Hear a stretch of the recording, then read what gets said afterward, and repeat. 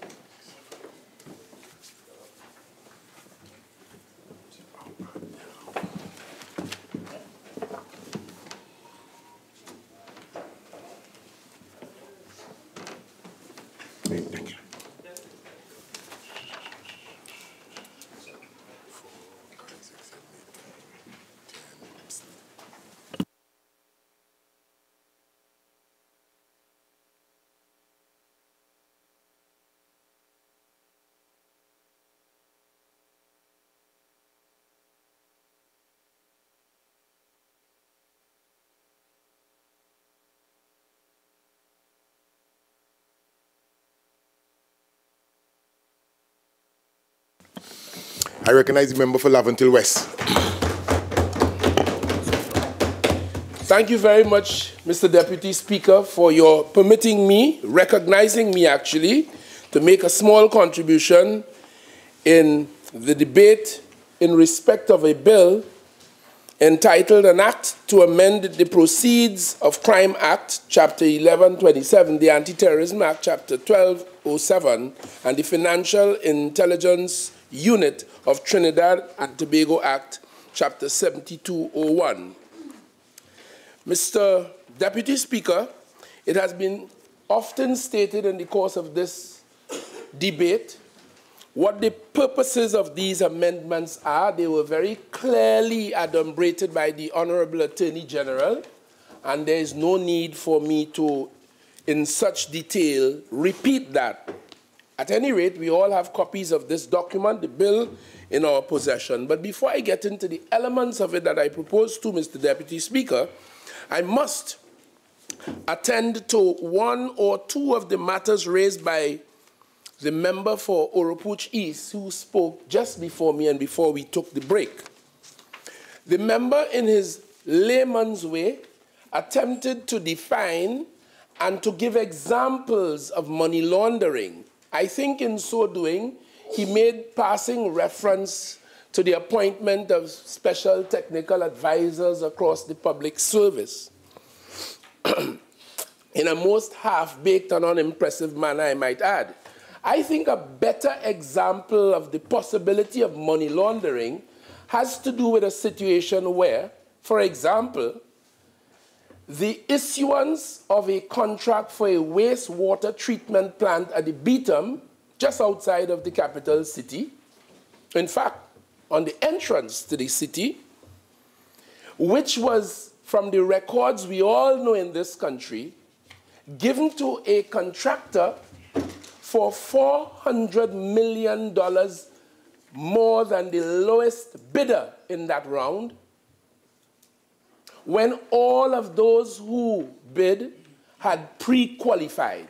And for those who don't know, pre-qualification means a process where all those who are interested express interest and bid for this contract would have satisfied the evaluation team that they were capable of doing the job. They had the manpower and the resources and all of that capacity to do the job. So the only thing to separate them would be price. And here we had a situation where a company was awarded a contract for $400 million more than the lowest bidder. That contractor disappeared from this country on the day after the elections in September of 2015. I think that's a better example. Another example in passing, that very contractor, in 2010, we were in opposition. I treated with this matter some basic and minor repairs, not to rebuild, you know, Mr. Deputy Speaker, repairs to a market in the quiet district or village of Siparia. That very contractor was able to secure a contract. That was the beginning, the opening salvo, for $56 million, not to build, you know. It was already built, but to carry out minor repairs. I saw that. The records of this country shows that. I think that is a better example. The same contractor I'm talking about.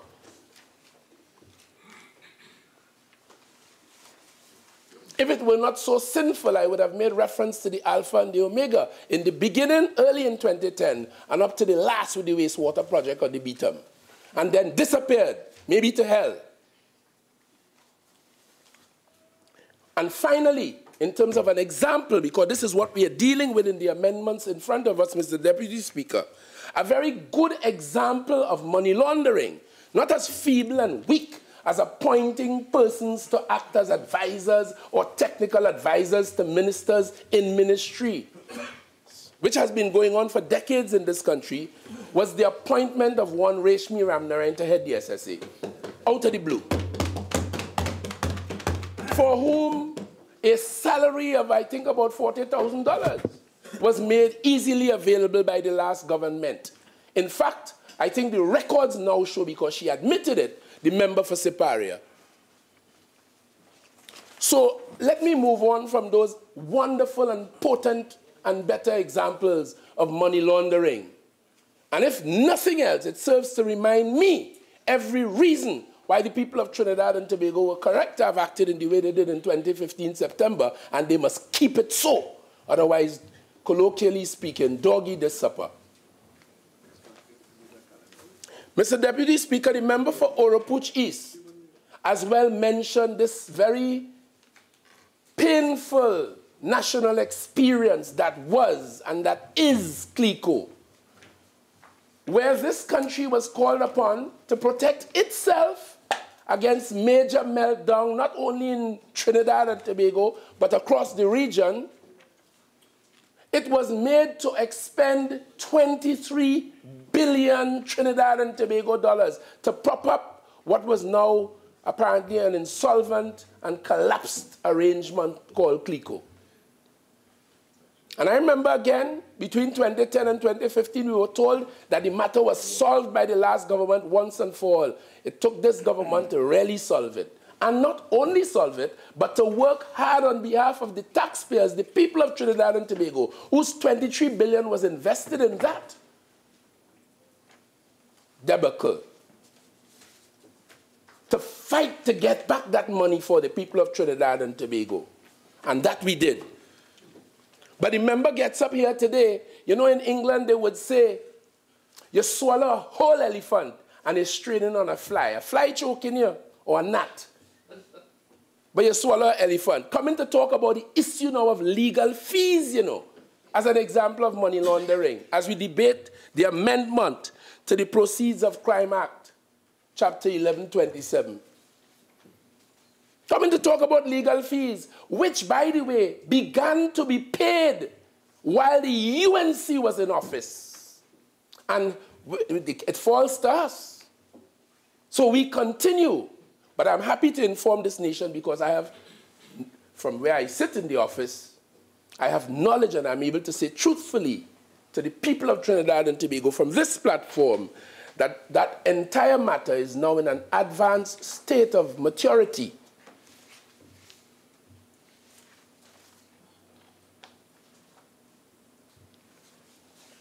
And a day will come, not too long from now. I thank you very much. I couldn't say more. Let me come specifically to the question of the, well, just in passing, again, Mr. Deputy Speaker, the member for Oropuch East commented, rather interestingly enough, on the presentation of my friend from Dabadi Omera, and went on to regale us with some unnecessary information about he was the member's tutor and all of that. What he did not tell us is who was the tutor for the member for Tabakit, PhD as he is. He did not tell us who was the tutor for Dr. David Lee, doctor as he is.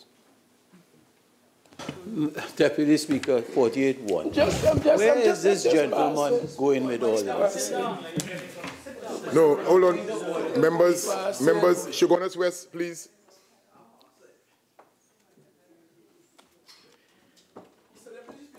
That was a matter in passing, man. A minor matter. Petty matter. That's passing because the member for Oropuch East raised it. If he didn't, I wouldn't comment on it. Mr. Deputy Speaker, as we do this, we introduce, this bill says in clause 3 that the Anti-Terrorism Act is amended. And in part of that, in B of this amendment, we are inserting after section 38A the following part. And it is entitled Part Roman 2A under the rubric the Anti-Terrorism Unit. And we are establishing an anti-terrorism unit. And of course, the member for Naparima, in his usual jolly manner, for some of us not so jolly, painful, but in his usual manner, he got up here today asking hypocritically, in my view, and that is not unparliamentary, who is this person to be appointed, or these persons? Because the amendment suggests that there is established, and in the office of the Attorney General, a unit to be known as the Anti-Terrorism Unit. The unit it is called. Sub 2, the functions of the Attorney General under this Act may be exercised by the Attorney General in person or through a public officer or legal officer who, A, is employed in the unit, B, is authorized by the Attorney General in writing, and C, acting under and in accordance with the general and special directions of the Attorney General. The member for Naparima, I know he's only recently come around here, but he's asking, who is that person? What is their qualification? As though this formulation is new to him. I submit to him by way of reminder, it is not. He's very familiar with it. 38D suggests in subclause 2, or subclause 38D, a report under subsection 1 shall contain such statistical and other information as the Attorney General thinks fit. And we went on. The member for Urupuch listed it. I don't have to go over it. But I'm only saying this for the benefit of the member for Naparima, who was calling for a report, but it is here. While he was debating this bill, with the bill in hand, telling the Attorney General that he should issue a report about the number of the international cooperation, about what forfeitures they did, what were the value of all of these. While he was asking for it, it's almost like negotiating or asking for that which you already have. It is in front of him. So I just wanted to point that out. And mercifully for this country today, the measures in front of us do not require a special majority. Because you would have heard the member for Naparima in the course of his contribution say he is taking issue with the Attorney General who in some past occasion or occasions removed the provisions in a piece of a bill before us that required a special majority, and he's in condemnation of the Attorney General for that. But of course, the right-thinking citizens of this country will commend the Attorney General for passing laws, because had it required a special majority, they would give him objection after objection. So these measures do not require that. I just wanted the member for Naparima to know that that which he was asking for was right there in the open in front of him in the bill. As for the member for Urupuch East, in the course of his contribution, he specifically called on the Attorney General, and I'm not the Attorney General, I'm minister in the Ministry of the Attorney General, but I have the documents as the member for Naparima and the member for Urupuch East has in their possession.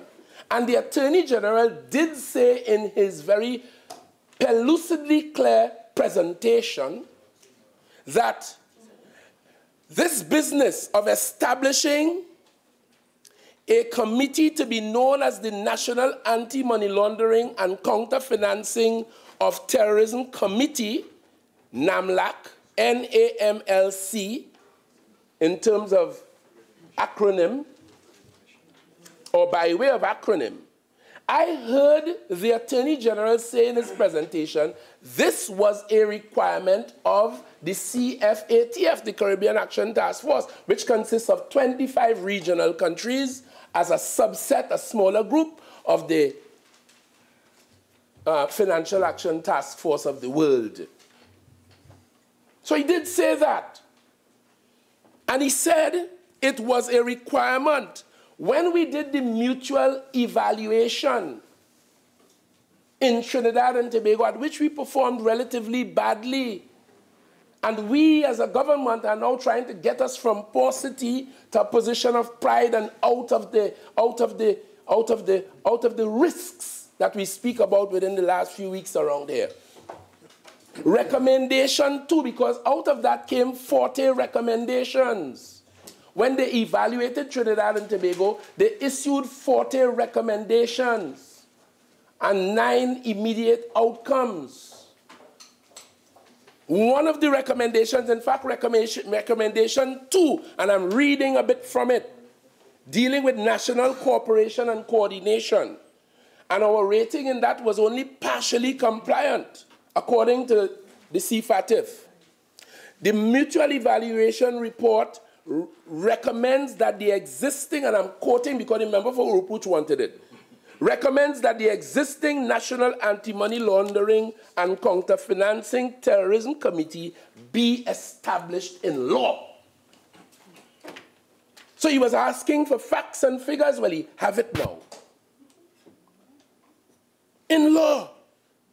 Para 434, criteria 2.2, in March of 2006, according to minute number 350 of the year. So, and that has been around for a long time, since 2008. They spent 5 years and 3 months and a little too much in government, and they didn't know this. He's asking about it today.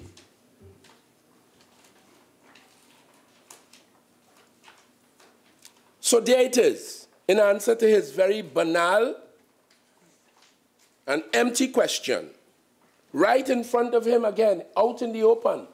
But they can't see that which is good. They only see that which is bad. As I continue, this business of tipping off, it was raised by the member for Urupuch East. Now, tipping off is well known to the common man, where you tip off somebody, you give somebody information. And the member for Urupuch wanted to know, and he specifically asks of us, whether by creating this amendment, an offense called tipping, well, it already existed, but our amendment today, so it existed for the last, how much years, you know? Under their watch, you know, it was right there, you know. Since year 2000. Since year 2000. He's now questioning us about tipping off. This is what is partly disturbing. So we are now amending it again on the say-so of CFATF from the mutual evaluation report. Because when they raised the question of tipping off, we pointed out to them that we have laws, because an inchoate offense is an incomplete offense, an attempt, typically. So you attempt to steal, that's an inchoate offense. Attempt to commit arson and these things, those are incomplete offenses, but where you cross the threshold, you didn't just have it in your mind, you did some act that demonstrated it was your, in law, intention to bring about the result of the arson or the rape or whatever the crime might be. So it's called inchoate, meaning loosely incomplete. And when we pointed out to them that we have laws like aiding and abetting and so on that could deal with persons who are in the know about money laundering and tip-off, they specifically pointed out that ain't good enough. Permit me a colloquialism. That ain't good enough. They wanted us to amend the law specifically, but for the benefit of the member for Naparima, who boasts of his educational qualification, though he jumps up and down like a...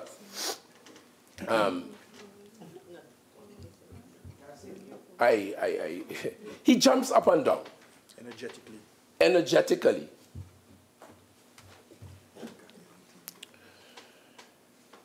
For his benefit, unlawful tipping off typically is the unlawful disclosure which is likely to prejudice a money laundering investigation. Let me repeat that. A money laundering investigation. So that this tipping off provision here, and the reason why they told us that what we have on the books is not adequate is because the tipping off we are dealing with here today is specific to money laundering. And that's the point. I hope the member for Naparima, in the midst of his jumping up and down like an inanimate object, stiff, provoking, for those who don't like those toys. I hope in the midst of his jumping around and provoking the whole country, as indeed some of my constituents have complained to me, it has to do specifically with the business of money laundering. And the offense typically is where a person in the regulated sector, meaning the financial institution regulatory apparatus, chooses to inform a person suspected of a money laundering offense that he or someone else has made a lawful disclosure. So under the law, it is lawful for someone to give a suspicious transaction report. And when someone in the regulated sector tips off the person against whom that report is made, that is what this is all about specifically. Hence the reason why we are dealing with this specifically today, and the generality of the other law is not sufficient. I think I need say no more on that. But I must say, I have heard the member for Oropouche East today express, and he asks curiously a number of things. He's very, when it comes to these matters, matters of money laundering, financial intelligence unit, mutual assistance in criminal matters, and these matters that touches and concerns financial misconduct. And the dragnet is being spread to deal with this and to tighten up the loose ends and to block the little crevices through which money launderers go and hide. The member for Oropouche East and others are particularly curious and ask some very troubling questions. But as a student of criminology, I study, I listen, I look, I learn. But that's for another time, when I give my professional opinion. But for the time being, as a parliamentarian, we are in a debate here, and I'm dealing with what is in front of us. The Financial Intelligence Unit, Mr. Deputy Speaker, is the primary institution for the collection of financial intelligence and information and the analysis, dissemination, and exchange of such financial intelligence. And this will include information among law enforcement authorities, financial institutions, and listed businesses. Among the functions, I won't read all of them, of the Financial Intelligence Unit is one, to receive suspicious transactions and suspicious activity reports from financial institutions and listed businesses. Two, to request financial information from financial institutions or listed businesses to facilitate the exercise of its power. Three, to analyze and evaluate reports and information upon receipt thereof, to determine whether there is sufficient basis to transmit reports for investigation by any local or foreign law enforcement authority. Four, to collect information as required for annual reports, tactical analyses, and what have you, and to disseminate this information. And that is basically the functions of the Financial Intelligence Unit.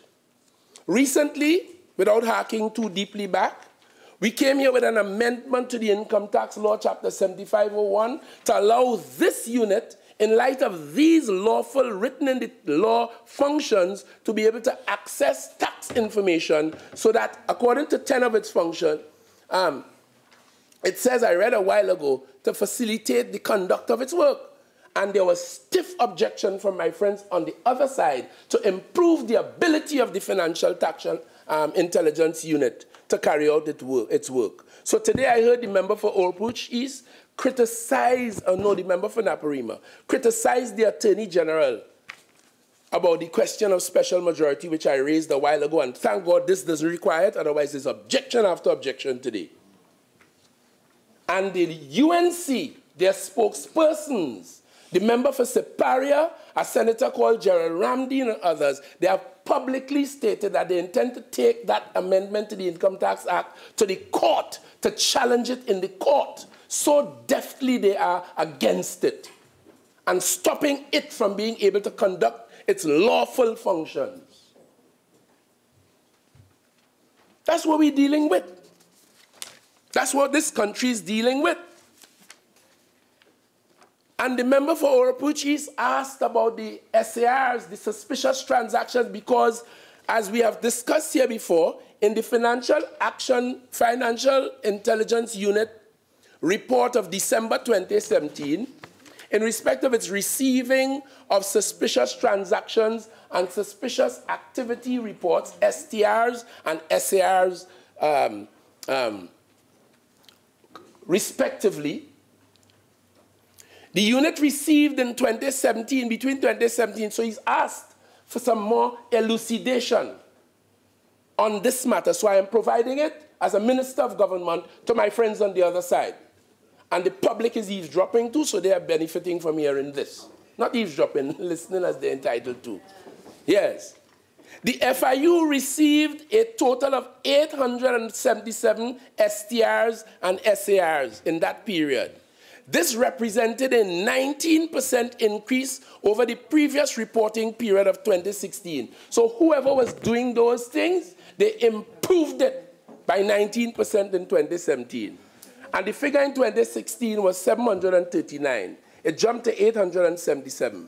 Of the 877 STRs, ATRs received, which included both completed and attempted transactions, inchoate transactions, where they tried to do it, but they were blocked by the system, caught them, sent them away, or did some other thing so that they did not get through. The report from them says 765 related to suspected money laundering and 112 to suspected financing of terrorism. STRs and SARs relating to suspected financing of terrorism were 12.8% of the total figure. The total, to answer his question, the total monetary value of the 877 suspicious transactions was $22,045,740,881 in total value. This, the report says, was an unprecedented increase because the cumulative money value of suspicious transactions reported for the previous 5 years was only $4.5 billion. So, you know, when you hear you're going through the supermarket at Christian time, you know, they just have one or two competition where you have the basket and you could go down the aisle and collect as much as you could collect in your basket. Well, you start off a little slow, but when you hear they reach into the end of time, men start grabbing things. That is what we see in here. Fill up the basket just before they go. If I may be permitted a metaphor. Yes. Proving that taking basket is a serious thing, costly thing to the taxpayers of Trinidad and Tobago. And also proving to me, you must never let the UNC take part in no basket competition in the supermarket again. Never. They're dangerous.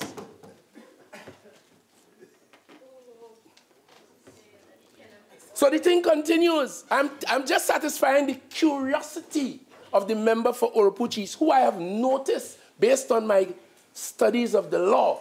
And I told you just now I did a postgraduate program in criminogenic studies. Correspondence course. Correspondence, I attended the University of London. Direct. Inside. Never failed an exam yet. Everyone. Self-financing, no gate. Didn't fail none. Everyone. And was accepted to do a PhD too. Yes. But You know, in those days, there was no gate about. So I came back home and I laid my bucket down and I'm still serving you today. I leave the higher studies to my pick-me them and the other pick-me across the nation. That's all right. That's all right. But let me continue to satisfy the curiosity of the member for Oropuchis.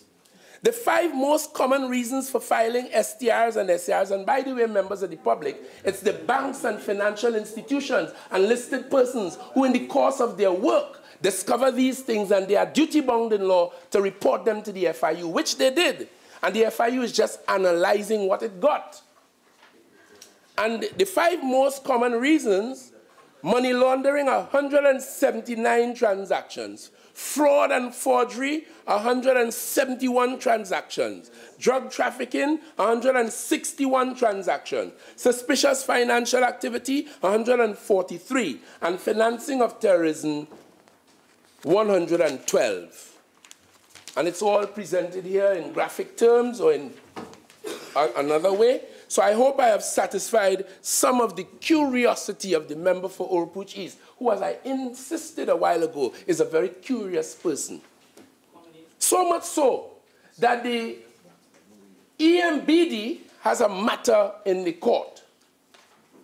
And I'll be careful what I say because I know how to say it, Mr. Deputy Speaker, without getting afoul of you.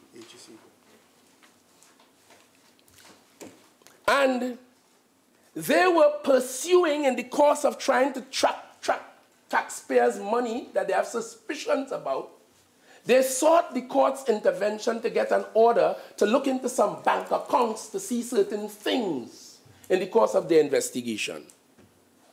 They got the court's order so to do. They satisfied a judge that they could go into somebody's bank account and see the amount of money and when it was put and who put it and all relevant issues around it. This is happening in Trinidad and Tobago, the EMBD.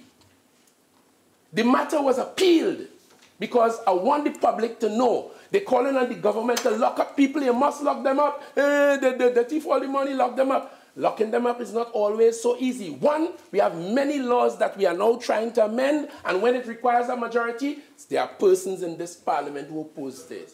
Secondly, people who do these things don't just sit down and let the police come or the fraud squad come and take them. They put up the best defenses and they get the best lawyers. Honourable Member, your initial 30 minutes has expired. You have an additional 15. You care to avail? Proceed. Thank you very much. They don't sit still and take it so.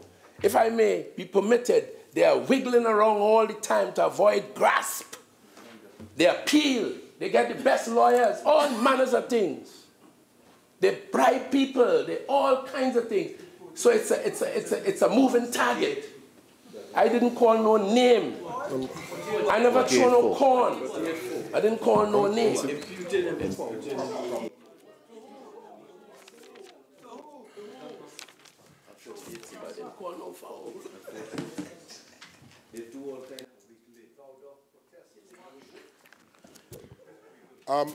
Member, again, you can proceed in terms of the word, in terms of bribe. Could you restate, please? But proceed, but I would like the word to be expounded, please.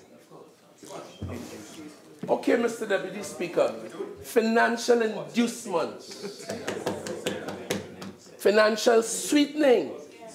To turn a blind eye, to say nothing. To hide evidence. I throw my corn, but I didn't call no foul.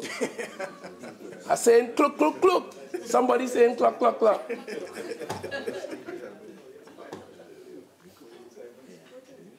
Remind me of My Boy Lollipop. That was a popular tune back in the 60s. But it have a tune, oh, Mr. Lee, Mr. Lee. But we can't sing here. Mr. Deputy Speaker, so just to get to it very quickly, they appealed the matter. Curiosity, I've been talking about curiosity. Would you believe a recent minister in the UNC government spent 3 days listening to these proceedings in the court? Sitting down, listening, and when asked why, explained that he was following the arguments very curiously.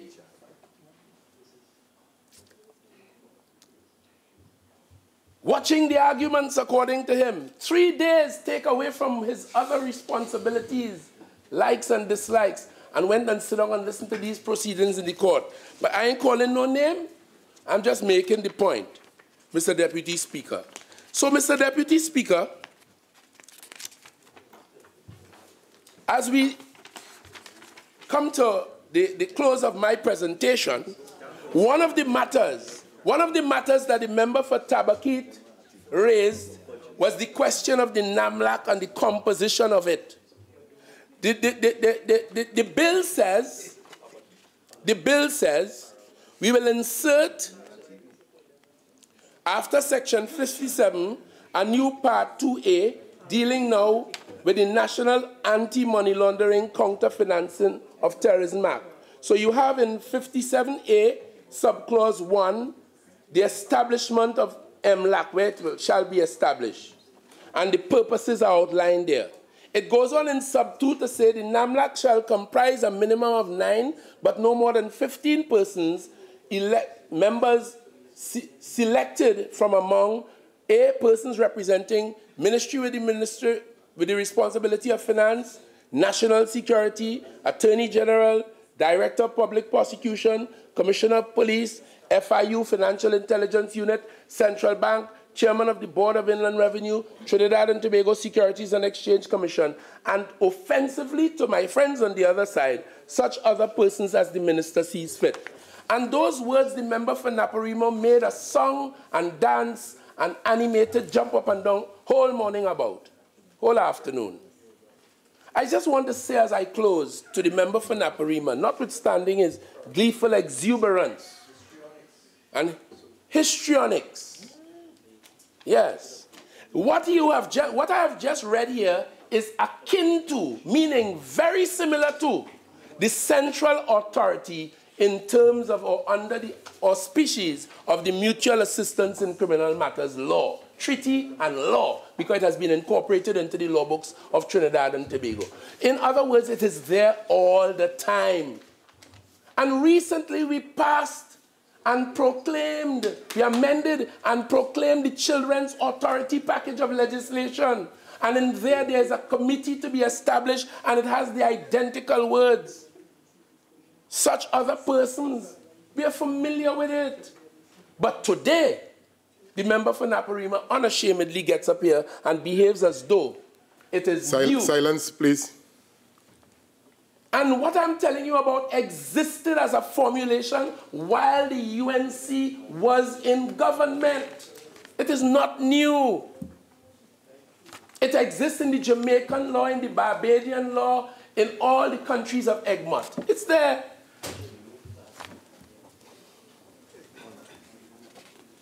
But for them, it's a reason to make a song and dance as they look for issues to object to. But mercifully, these important measures do not today require a special majority. For if it had, they would have used their parliamentary power to obstruct the work of the FIU, to obstruct the efficacy of the Proceeds of Crime Act, and to interfere with the management of financial arrangements in Trinidad so as to protect the people from terrorism, arms and weapons financing, financing terrorist organizations, laundering money.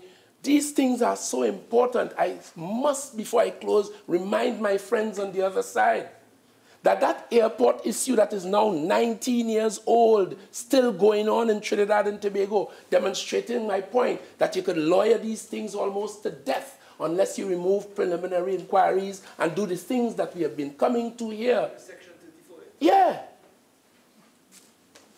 And when they had a chance with their own Section 34, they spoilt it. I was about to say corrupted it.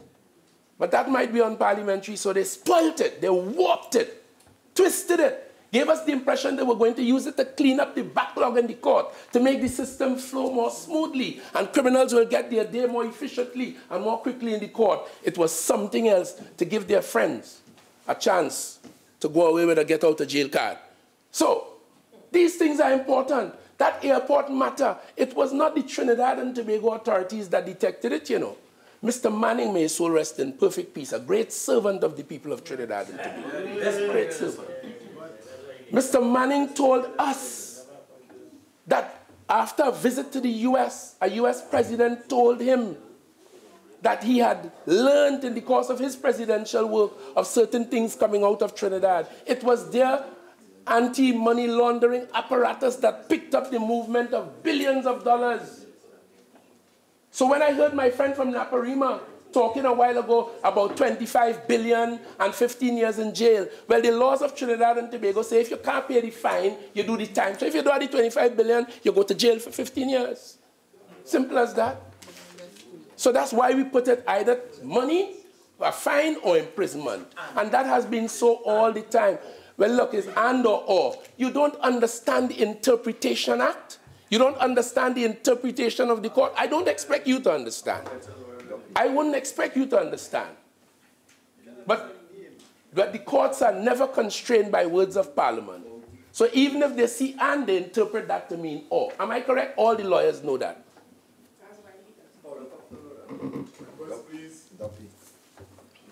But just remember, you know, if you are Bull Bucker, I'm a conqueror. Member,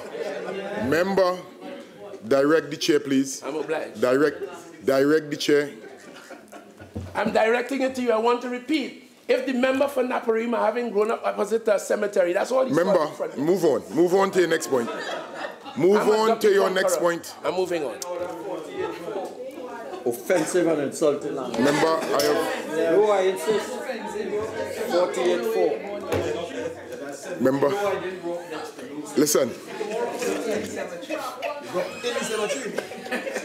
Mr. Speaker, nothing is wrong if you go up opposite a cemetery. Member, all I'm saying is direct your comments to the chair and proceed. I'm obliged. I'm directing it to you as I conclude. The member for Naparima has been across the floor very insulting to me. Okay, using no problem, offensive and perhaps even offensive language, and also language that is certainly not becoming of this house. Profane language. Yes.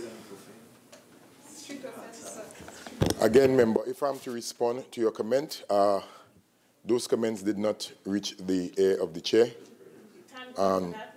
In terms of other arrangement and policies and procedure of the standing orders, you can proceed accordingly. But other than that, the comments were not to the ear of the chair. Proceed, honourable member. Thank you very warmly. And finally, our amendment as proposed today to 55B of POCA, the Proceeds of Crime Act, is really and simply to make exempt from criminal, civil, and administrative liability whether or not the underlying criminal activity was known or any legal activity occurred. And we are there amending a provision that now exists, which deals with exemption of liability, where it says when the report referred to in Section 55A is made in good faith, those are the operative words. Much like when I said a while ago, I'm directing this to you. Opposite doesn't mean grow up in.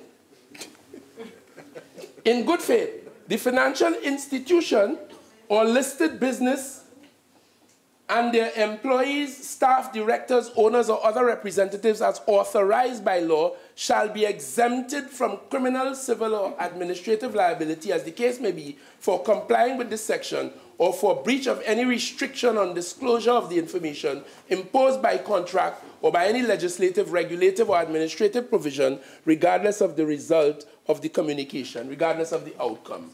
So what we are doing today is just reaffirming and reinforcing that. Mr. Deputy Speaker, of course, there's much more to be said, but time does not permit, time has run. So I should retain my seat, except before I do, I must urge all members of this House to understand that if you are against criminality, crime, if you are talking about murders and mayhem that is taking place in Trinidad and Tobago, one of the best ways, since most crimes have its root in the desire for money, whether it's kidnapping, whatever, most crimes, if you are serious about this opposition, if you are serious about this UNC, one of the best ways to tackle all crime in this country, blood crimes as well, is to improve on these measures so that we'll take the cash out of it. We'll hit them in their pockets where it hurts most. And when we do that, and we continue to close the gaps and tighten up the dragnet, and we can do that successfully as other countries have been doing, then we, Trinidad and Tobago, will be well on our way to dealing with white-collar crime, blue-collar crime, and red blood crime across Trinidad and Tobago. I would like to thank you very much, Mr. Deputy Speaker, Honourable members, before I recognize the next speaker, I would like to recognize in the public gallery of the Parliament chamber the representatives and delegation from the National Assembly of the Parliament of Guyana. I'd like to recognize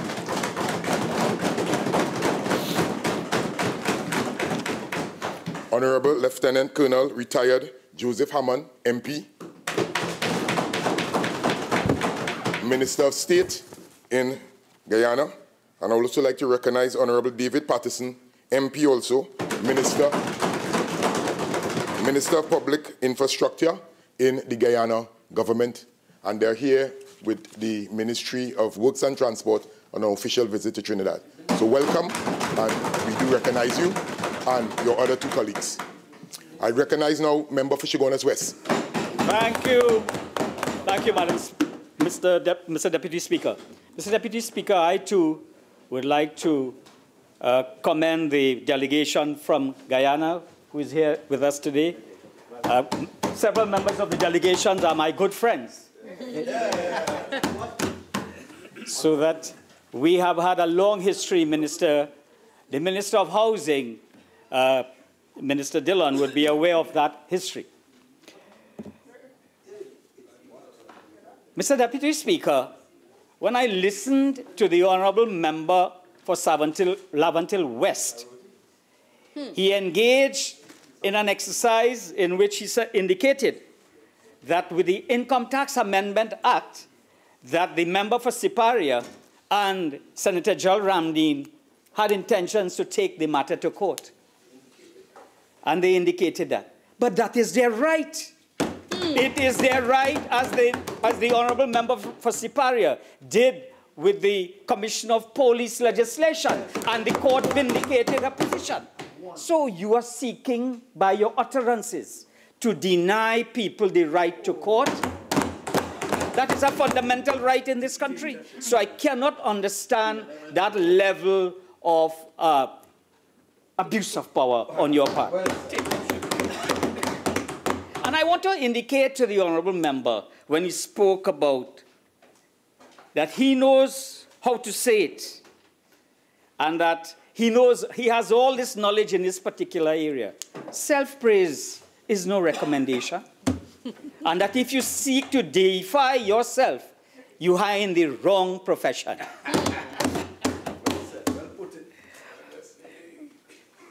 Mr. Deputy Speaker, I wish to thank now the Honourable Member for opening up the debate in the context that he responded to my colleague and he desegregated and listed the areas in the arena of the suspicious transactions. We are very grateful for that. But as I see my colleague, the member for Dabadi Omira, walking out, I want to indicate to him that Napoleon said that an army marches on its stomach.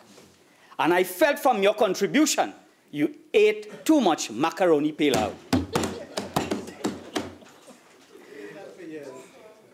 Mr. Deputy Speaker, it is my intention to deal with a few amendments, deal with a few of the amendments. One, the first amendment I wish to look at is this question of the removal in the legislation of insurance agent from the law. What is the purpose of that? What is the purpose of removing insurance agent from the law. What is the purpose? Mr. Deputy Speaker, it's common knowledge that insurance agents collect and deposit significant sums of money, and collectively within the insurance agency, millions and millions of dollars can be deposited. So why is there this necessity for the removal of insurance agents from this piece of legislation? Mr. Deputy Speaker, what is the purpose of this? Darius Figueroa, university lecturer, in his work, Corruption, Cocaine, and Murder in Trinidad and Tobago, speaks and states of the role of insurance agents in money laundering.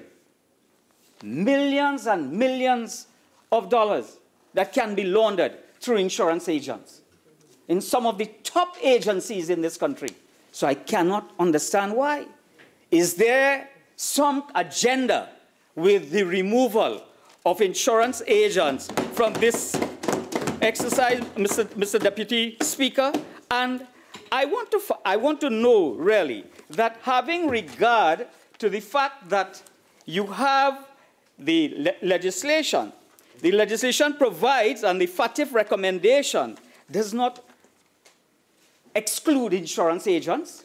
It includes insurance agents, Mr. Deputy Speaker. So whilst we acknowledge that there is a role for CFATF, there's a role for FATF, there's a role for the Global Forum, as indicative by the Honorable Minister, why it is that you are now seeking to eliminate that from the process. Mr. Deputy Speaker, this is the definition of financial institution, according to FATF. It means, inter alia, any natural or legal person who conducts as a business one or more of the following activities or operations for or on behalf of a customer: underwriting and placement of life insurance and other investment-related insurance. This definition applies both to insurance undertakings and to insurance intermediaries, agents, and brokers. So if the FATF legislation includes both agent and broker, then what is the rationale for removing agent from the definition in Trinidad and Tobago? You know, the government comes and says, trust me. Trust me. But what is it, the removal of this definition? You see, Mr. Deputy Speaker, there is a trust deficiency in this government. You have before us in this parliament, according to the Constitution, coming from the Police Service Commission through the President, 3 nominees and notifications for 3 nominees for Deputy Commissioner of Police. ACP Dulal Chan acting. You have Harold Phillip and Hari Krishnan Baldev. This process will no longer be functus come January. So this parliament is ending in December, whatever time in accordance with the leader of government business. And we as a parliament, which is the requirement of the law, have not dealt with these notifications from the president. A subversion of the constitution of this country. Because come January, it will all lapse. And you will have to start the process again. Because you see, Madam Speaker, Mr. Deputy Speaker, my apologies. If you seek to deal with constitutional legislation in that manner, then what are you telling us what you're going to deal with other things? Abuse of power and distrust you create. Mr. Deputy Speaker, in the Newsday of Tuesday, 4 December 2018, government waiting for a new DCP list early next year. None of the 6 senior police officers whose names appear in an order of merit list for the post of Deputy Commissioner will be selected for the 3 vacant positions. Wow. Sources said government is waiting until the list is exhausted in January next year, and the post will be advertised and a new selection process held. That is what it is. It is a subversion of the Constitution, a subversion of the law. And you stay quiet. So it is before this Parliament, but it is not before this Parliament. That is the kind of subterfuge that takes place, and the level of hypocrisy. And you know, Mr. Deputy Speaker, this legislation also calls for the removal of the unit trusts and the NIB from the supervision of the supervisory authority. Why? The question is why?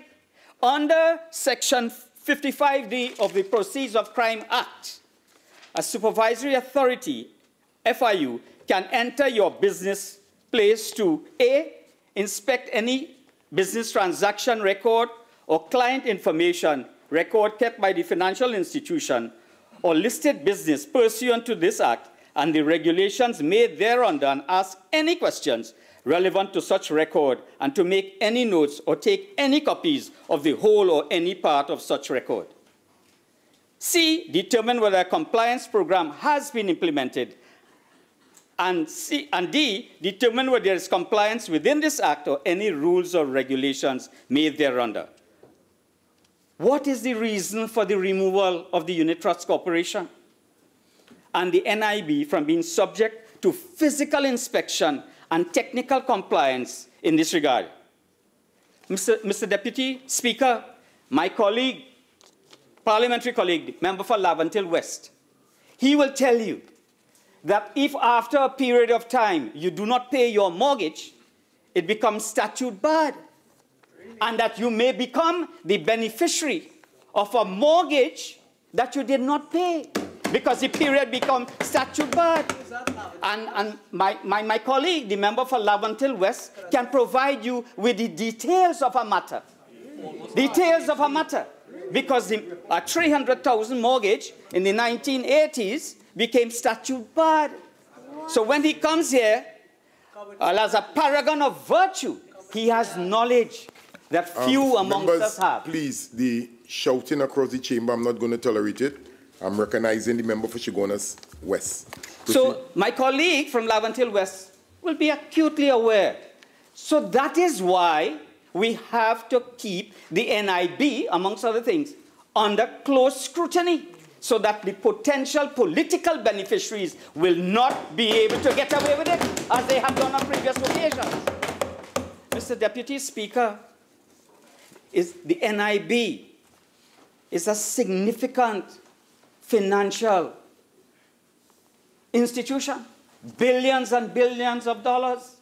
Why it is we are moving it out? Is it because that there are investments to be made and that therefore those investments ought not to be under the scrutiny of the FIU? Mr. Deputy Speaker, I can tell you from my own experience in this Parliament, when one of the persons who were engaged in the Clico fiasco, a former treasurer of the PNM, former treasurer of the PNM, no, it is not. It is not. He was never a treasurer of the PNM. Bought shares in the Home Mortgage Bank.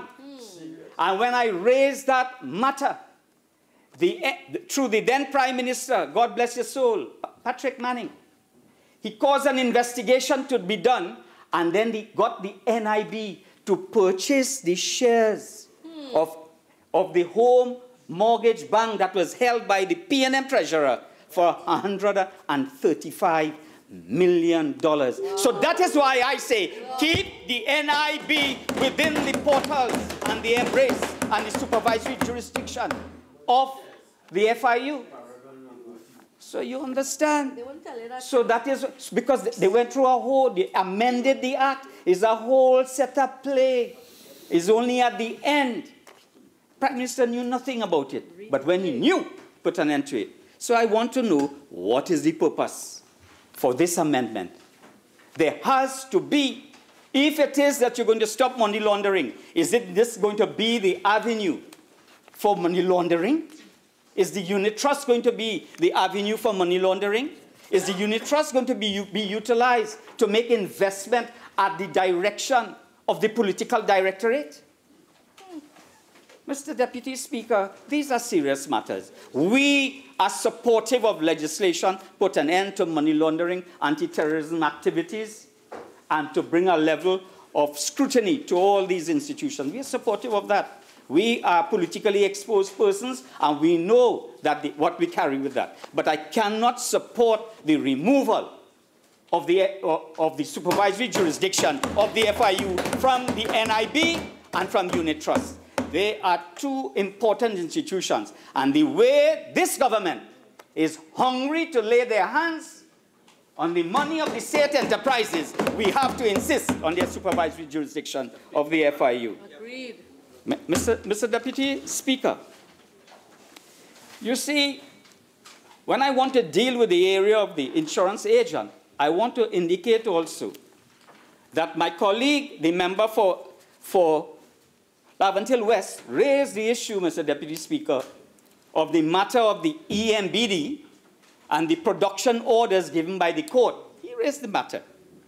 But I want to ask the honorable member for Laventille West whether or not that these production orders related to EMBD matters are not inter-articulated with the whole question of campaign finance, and whether or not the removal of the insurance agent from under the embrace of the legislation, despite FATF recommendations for their inclusion, is related to campaign financing for the People's National Movement.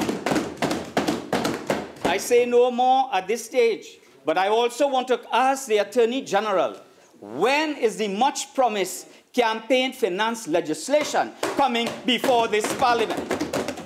We are faced with local government elections that is due in 2019. Whether it will be carried out is a matter for the government.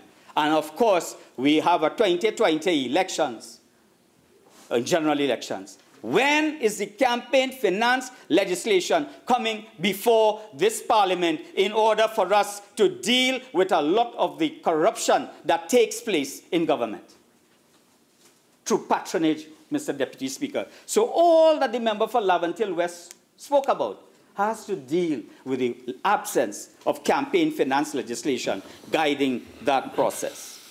Mr. Deputy Speaker, Mr. Deputy Speaker, the other area that my colleague, the member for Oropuch East, and the member for Naparima spoke, and I want to commend them for two articulate and erudite presentations. Mr. Deputy Speaker, this issue about the role of the DPP. Why is the DPP, the office of the DPP, not the office, selected from Director of Public Prosecution? Why is there this mixing of the civil jurisdiction of the Attorney General with the criminal jurisdiction of the DPP? Why? It is, as my colleague indicated, a volatile mixture. It is not appropriate for this society to enter into that realm. And that therefore, this is a matter that one needs to look at. And the whole question of the composition and so on dealt with my colleagues previously. You see, Mr. Deputy Speaker, when we come to the area of the anti-terrorism unit, this is a matter that really within my constituency reaches home. You will recall, Mr. Deputy Speaker, that early this year when we had the anti-terrorism laws before this Parliament, there was a raid in Mohammedville. And during the carnival, about a carnival plot and about terrorists, and it occupied the headlines. To date, nobody has been charged under the anti-terrorism laws. No one, but no one. With respect to that matter, please, respect to that matter, I'm not talking about... Please, members, direct the chair and AG, please. Proceed. With respect to the group in Mohammedville, Mr. Deputy Speaker, in my own constituency, the Prime Minister went in the mosque in Monroe Road. Prime Minister went and said that they raided a mosque that was involved in this carnival plot. Mr. Deputy Speaker, you know what transpired? In routine maintenance, they found these guns, the people from within the mosque, and they reported it to the police. And that is how they knew. So it had nothing to do with no terrorist plot. Nothing to do.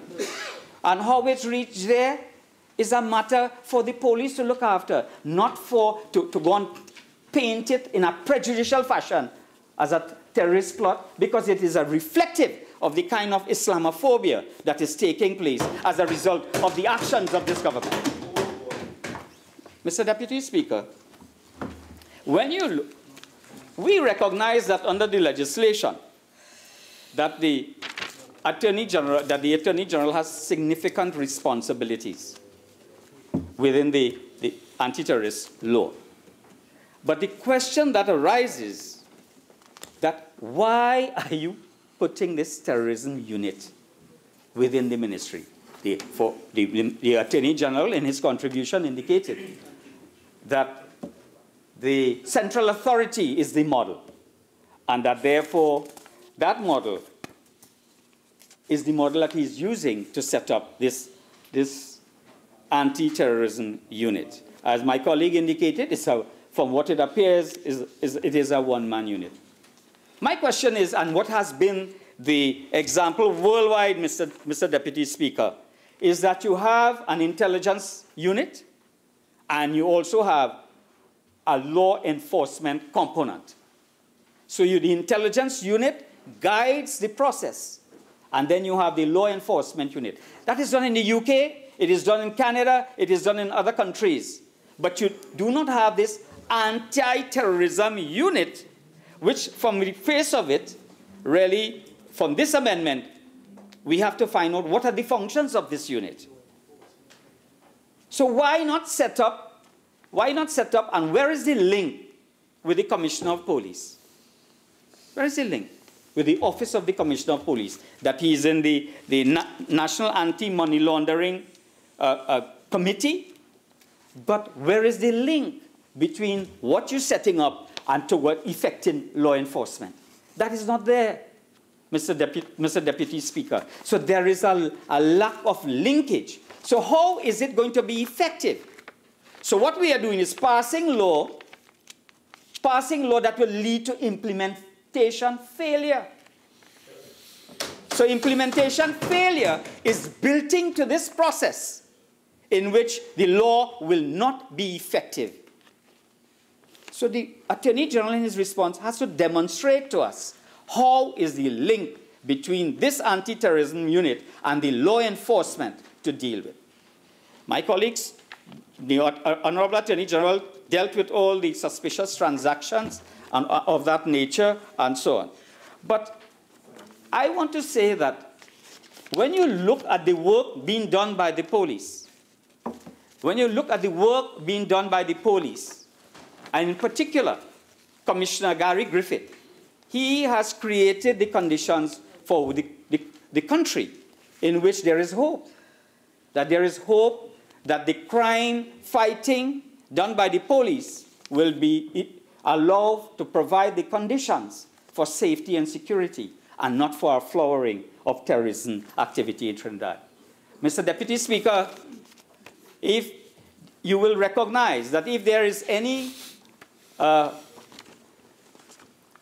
can I put it? If there is an award for an individual of the year in Trinidad and Tobago for 2018, there are two contenders for that award.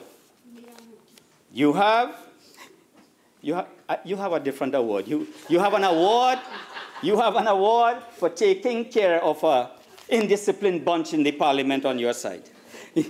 Mr. Deputy Speaker, the Commissioner of Police would no doubt be one of the contenders. In my own mind, for Individual of the Year in Trinidad and Tobago. The other being someone who has brought transparency and openness to the and created and filled the political vacuum that existed, Mr. Devant Maraj. Those will be the two contenders for Individual of the Year in Trinidad and Tobago, in my mind and in my opinion, Mr. Deputy Speaker.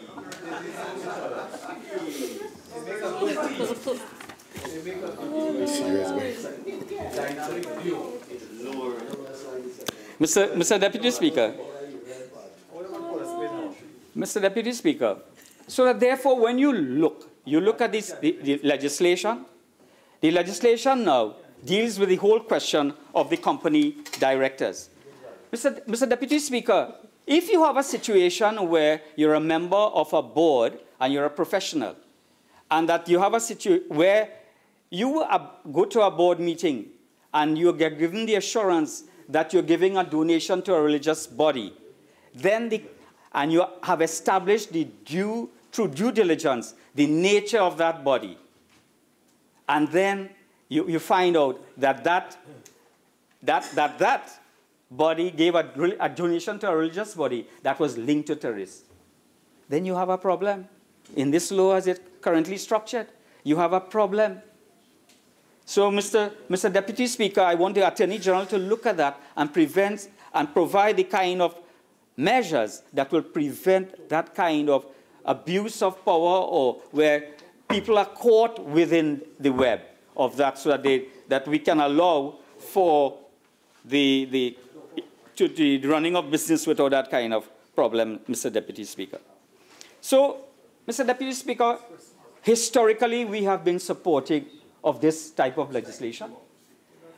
This legislation was brought by the People's Partnership and with amendments in 2011 and 2014. And but our role here as the opposition is to point out to the government that what we feel there are the gaps in the legislation, and that is their role to take these recommendations to bear upon their deliberations at committee stage. And the next question, Mr. Deputy Speaker, is the whole question of the proportionality of the fines. The proportionality of the fines, and my colleague, the member for Naparima, raised that issue, and I just really like for you to deal with that also, because it seems to me that it appears very disproportionate. So, Mr. Deputy Speaker, with these few words, and I think this may be your last session, I want to take the opportunity to wish you and all my colleagues all the best and a safe and sound Yuletide season. Thank you very much. I recognize the member for Toko Sandy Grandi. Thank you.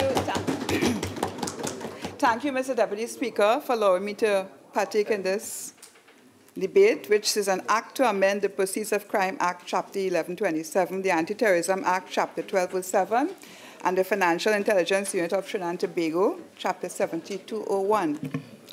Mr. Deputy Speaker, it is a common cry by those on the opposite that we can pass legislation, but put it into action is where the government usually falls.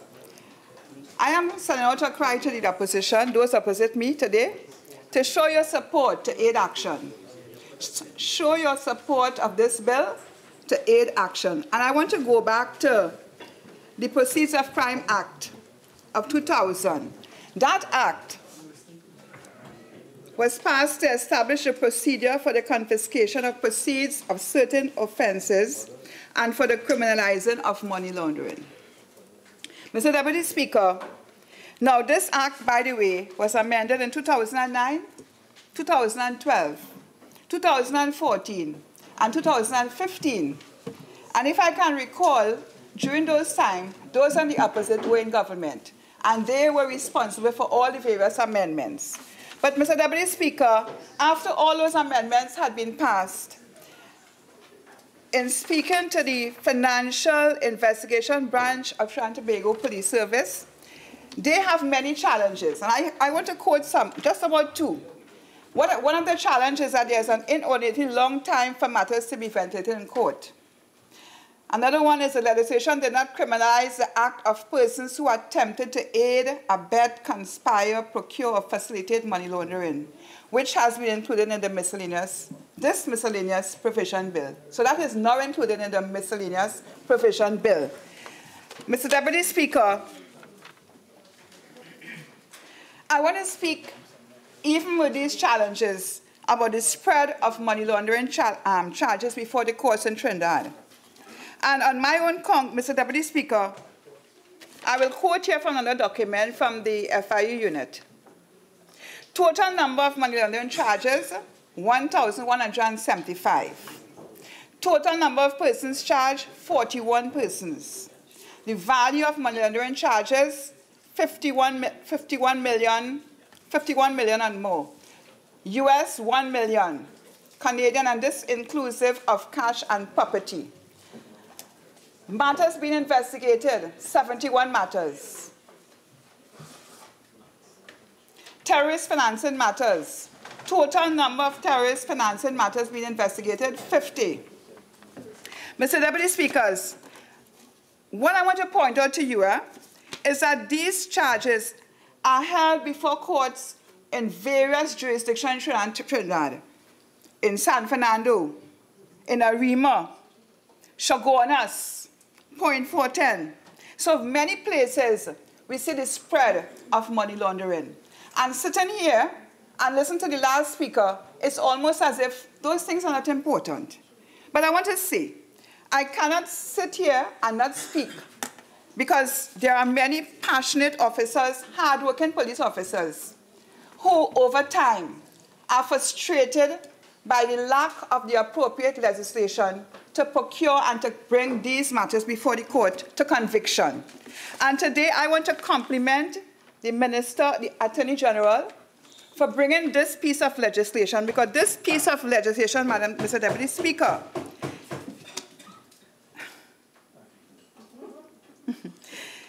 it now attempts, the mere attempt, Mr. Deputy Speaker, to aid and abet is now criminalized.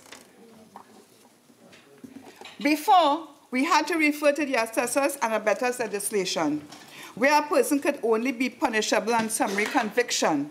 Now, a person can be tried as a principal offender. And you know, it worries me that the opposite side always seems to be fearful when we speak about stiffer legislation, when we refer to stronger legislation as it refers to money laundering. But you know, government must always adhere to certain obligations. And we must always promote approaches that covers legislation to act in a persuasive and dissuasive to the extent that a person must be obliged to do the right thing, so that there is a sanction for a person who even attempts to engage in money laundering.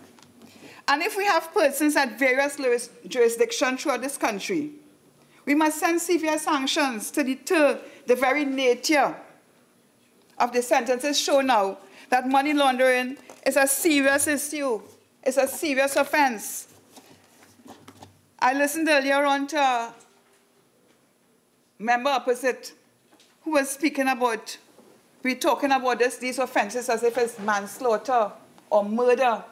Mr. Deputy Speaker, it could be worse. We talk about anti-terrorism unit. We talk about terrorist financing. We talk about money laundering, Mr. Deputy Speaker. And look at this small amount of persons that I linked up here, I showed you earlier, and the amount that are still before the courts, and the amount of money that has been seized so far.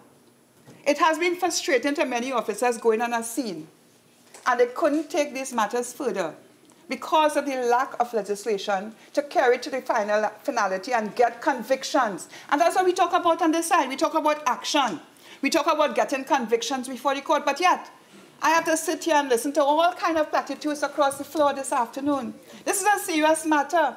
Yes, it is Christmas time, but money laundering fosters another crimes, Mr. Deputy Speaker. It's a serious matter. And we are sitting here and talking, throwing banter at each other, and we have a piece of legislation before us which would complete an activity that would make the job of action easier for the officers to operationalize these things. Mr. Deputy Speaker, we speak about different units and what is the meaning of different units. And crime and criminality, we are fighting against enterprises. But yet we talk about the AG office wanting to establish an anti-terrorist unit, and that would be one person. Mr. Deputy Speaker, I had the privilege to tour with other members of the AG's unit, and I can tell you that it is necessary at this time. When we talk about terrorist financing, Mr. Deputy Speaker, if we in Trinidad don't want to talk about it, it is something that is spoken globally. Other governments take this action very serious. When we're dealing with anti-terrorist activities, Mr. Deputy Speaker, it has far-ranging results. So, Mr. Deputy Speaker, far-ranging results. Mr. Deputy Speaker,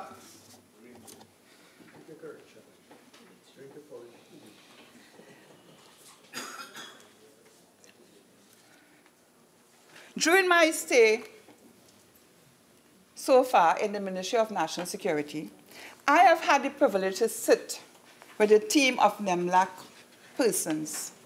And on that team, Mr. Deputy Speaker, there is a representative from the AG's department. So that the representative of the AG department has to bring forth certain critical information to the team of NEMLAC.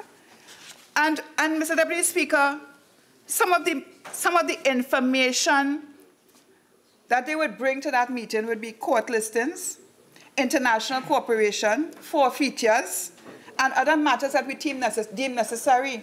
On that committee for NAMLAC, you have sitting in that committee members, the Commissioner of Police, you have members of the Financial Intelligence Unit, members of the Banking Fraternity. Mr. Deputy Speaker, so what I'm trying to tell you here this evening is that that unit, whoever represents that Financial Action Task Force, they are now empowered to bring critical information to that team. We are talking about NAMLAC responsible for facilitating the implementation of national anti-money laundering, counter-financing of terrorism, and proliferation financing policies, and to maintain oversight of the national AML CFT framework. NAMLAC is required to cooperate, coordinate, and exchange information concerning the development and implementation of policies and activities. So, Mr. Deputy Speaker, when we speak about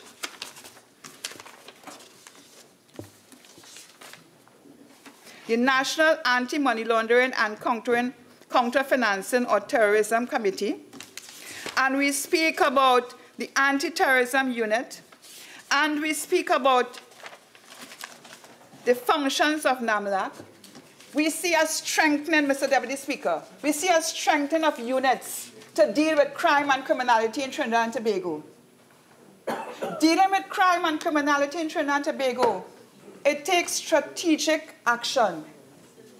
It requires support, and it requires support of all of us in this house here. And I call on all of us because crime and crime fighting is a continuous action. It doesn't stop when another government comes in office.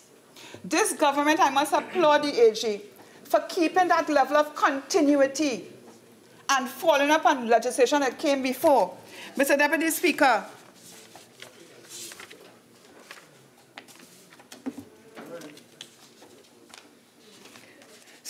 Section 53 of the POCA legislation would be amended to provide for the offense of facilitating money laundering and to impose higher penalties on public officers. And many other persons are mentioned in this section, which the AG spoke about earlier. So, Mr. Deputy Speaker, it brings everyone into action. It brings everyone into action. And, Mr. Deputy Speaker,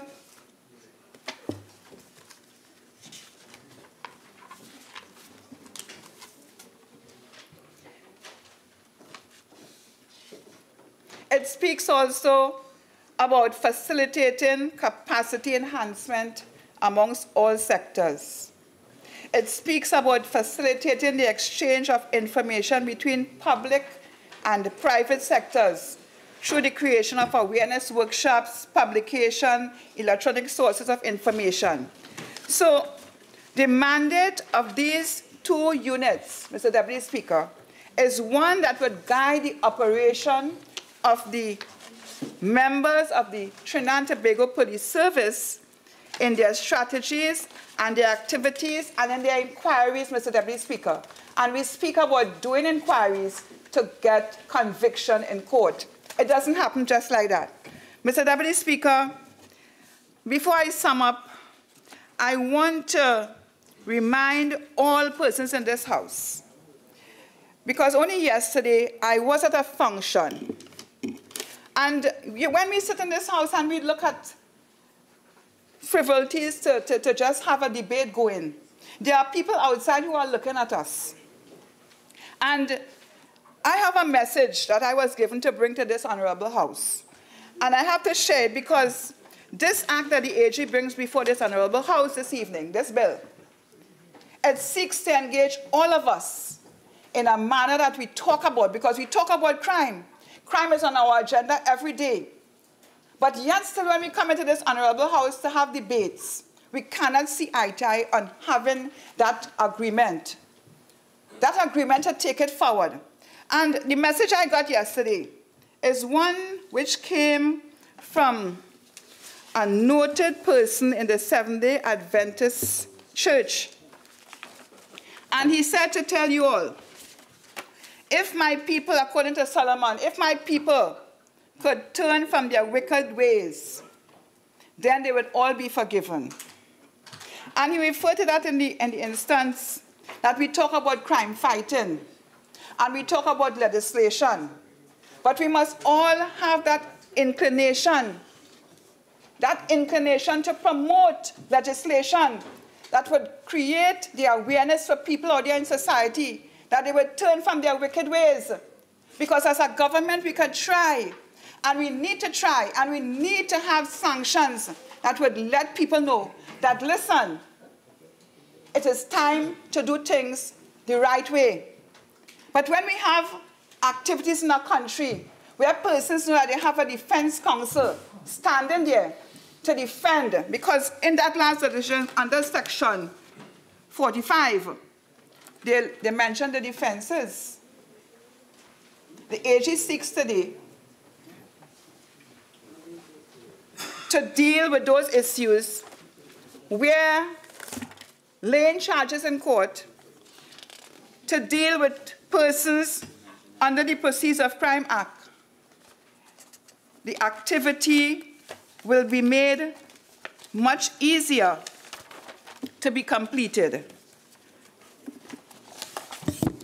Madam Speaker, and so I ask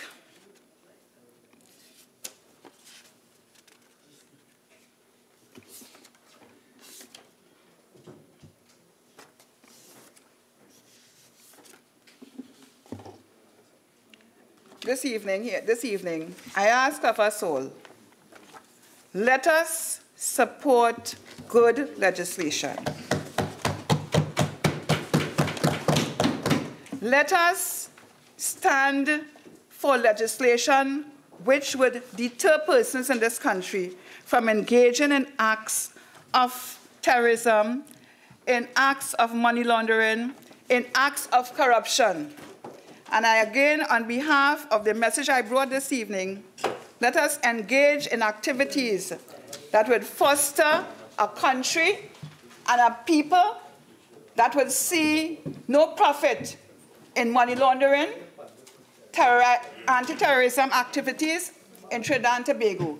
Let us foster and support legislation that would bring back a country where we would have peace and harmony.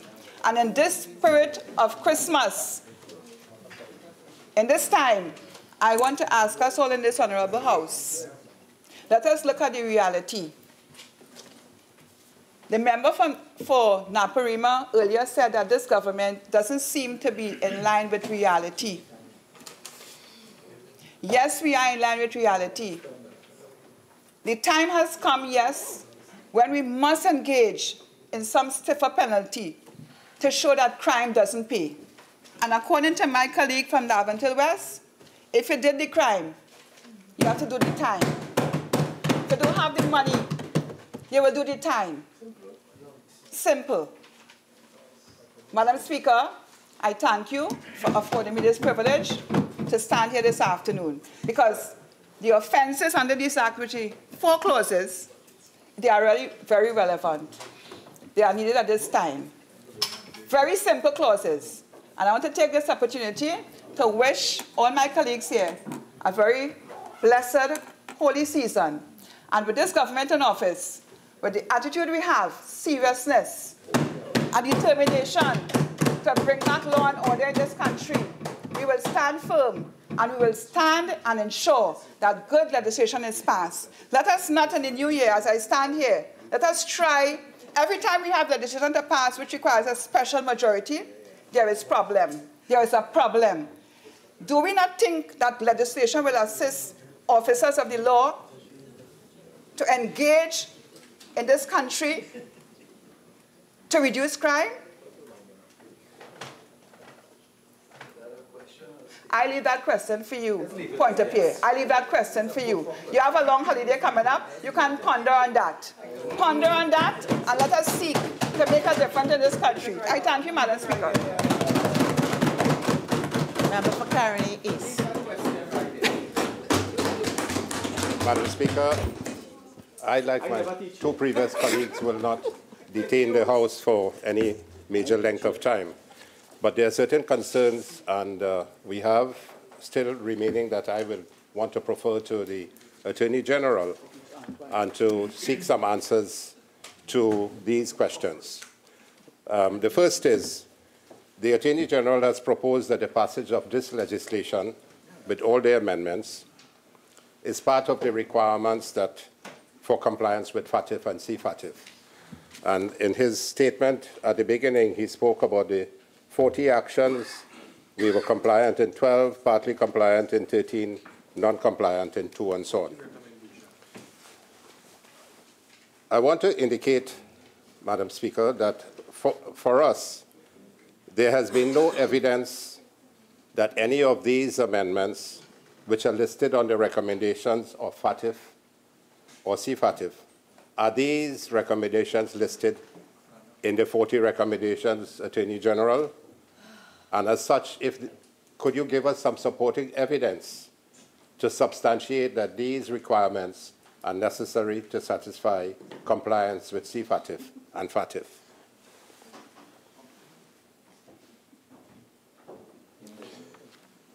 The fundamental flaw in this approach, Madam Speaker, of the government is that the passage of this legislation alone will not bring this country into a state of compliance.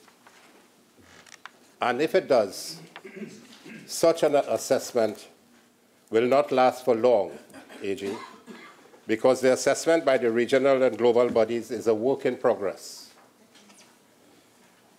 The important aspect of this legislation, the aspect of compliance, but without effective operationalization of the legislation with real and tangible results, it will be a fait accompli that Trinidad and Tobago will once again find itself as a jurisdiction that is on a non-compliant list to be blacklisted. So the operationalization of this legislation is critically important.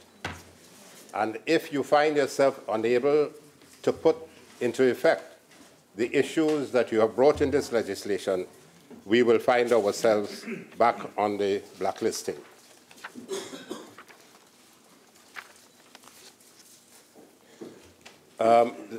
Just a while ago, the member for Toko Sangre Grande spoke about a 3/5 majority requirement for this legislation. We all know that this does not require a 3/5 majority. It requires a simple majority. And so we have reasons for concern. But you would remember that the Attorney General passed a piece of legislation recently which needed a 3/5 majority and had to take off all the areas requiring the 3/5 majority and brought out a simple piece of legislation. So we are mindful of the work of the government, and we are very careful in our approach towards passage of bills with the present administration. Now, the Director of Public Prosecutions, my colleague from Oropouche East, spoke about that person's inclusion in the 16-member team, and he mentioned the need for separation of powers. But I want to make an additional point on that the Office of the DP has to advise the Trinidad and Tobago Police Service in these matters. And he is the person, he or she, who is in charge of prosecuting persons for these offenses. But when the Office of the Director of Public Prosecutions at present confirmed that out of 125 offices in the Office of the DPP, 73 were vacant. So it is not more important for us to fill these offices, or is it not more important for us to fill these offices than to ensure that we have the manpower to operationalize this piece of legislation before we pass it? So we should look at the things that we need to do to ensure that the operationalization of this will be successful. Madam Speaker, throughout the discussion a while ago for the afternoon, I asked some of my colleagues, and I'm bothered about it. The bill proposed to amend Section 53 of the POCA, the Proceeds of Crime Act 2000, in the following manner, and I quote, "A person who knowingly attempts, aids, abets, conspires, procures, or otherwise facilitates the commission of an offense under Section 45, commits an offense, and is liable on conviction on indictment to a fine of $25 million and to improvement for 15 years. The question I want to ask for the attorneys in this House, if they can give an understanding of what knowingly means. What are the ingredients that have to be satisfied for a person to be knowingly aware of something for commission of a criminal act? So educate us, the non-attorneys in the House, on the issue of knowingly. I want to indicate as well, Madam Speaker, the Attorney General is proposing an amendment where the law as it currently stands and has been for the last 93 years provides for exactly what is being proposed. I have been told and advised that in this jurisdiction, we have an Accessories and Abettors Act, Chapter 10(02), which provides by Section 2 as follows. Any person who aids, abets, counsels, or procures the commission of any indictable offense may be indicted, tried, and punished as a principal offender. So this is similar. This has been there for 93 years. And I see no big difference between what the Attorney General is proposing in this bill, which is the amendment bill. What is different? So how is the Attorney General proposing amendment to the law when the law as it presently stands provides exactly for what is being proposed for more than 93 years? There is no magic to what is being proposed. Yes, Madam Speaker. That exact point has been advanced in that exact manner. And I've allowed you a lot of breath, right, and that all the points you've dealt with have been advanced. I'd ask you to go on to another aspect, which we haven't heard as yet, please. Yeah. The other point I want to make there is the issue of facilitating a crime. What are the major ingredients in facilitating a crime? So the attorneys and the Attorney General should indicate to us what does that mean in terms of facilitating a criminal act. As you mentioned, there is the question of disproportionality in terms of the fines for the public servants, so I wouldn't go into that again. The establishment of NAMLAC, they shall make rules to govern its own procedure. These rules, are they going to be approved by Parliament or not? I think we haven't had the answer to this.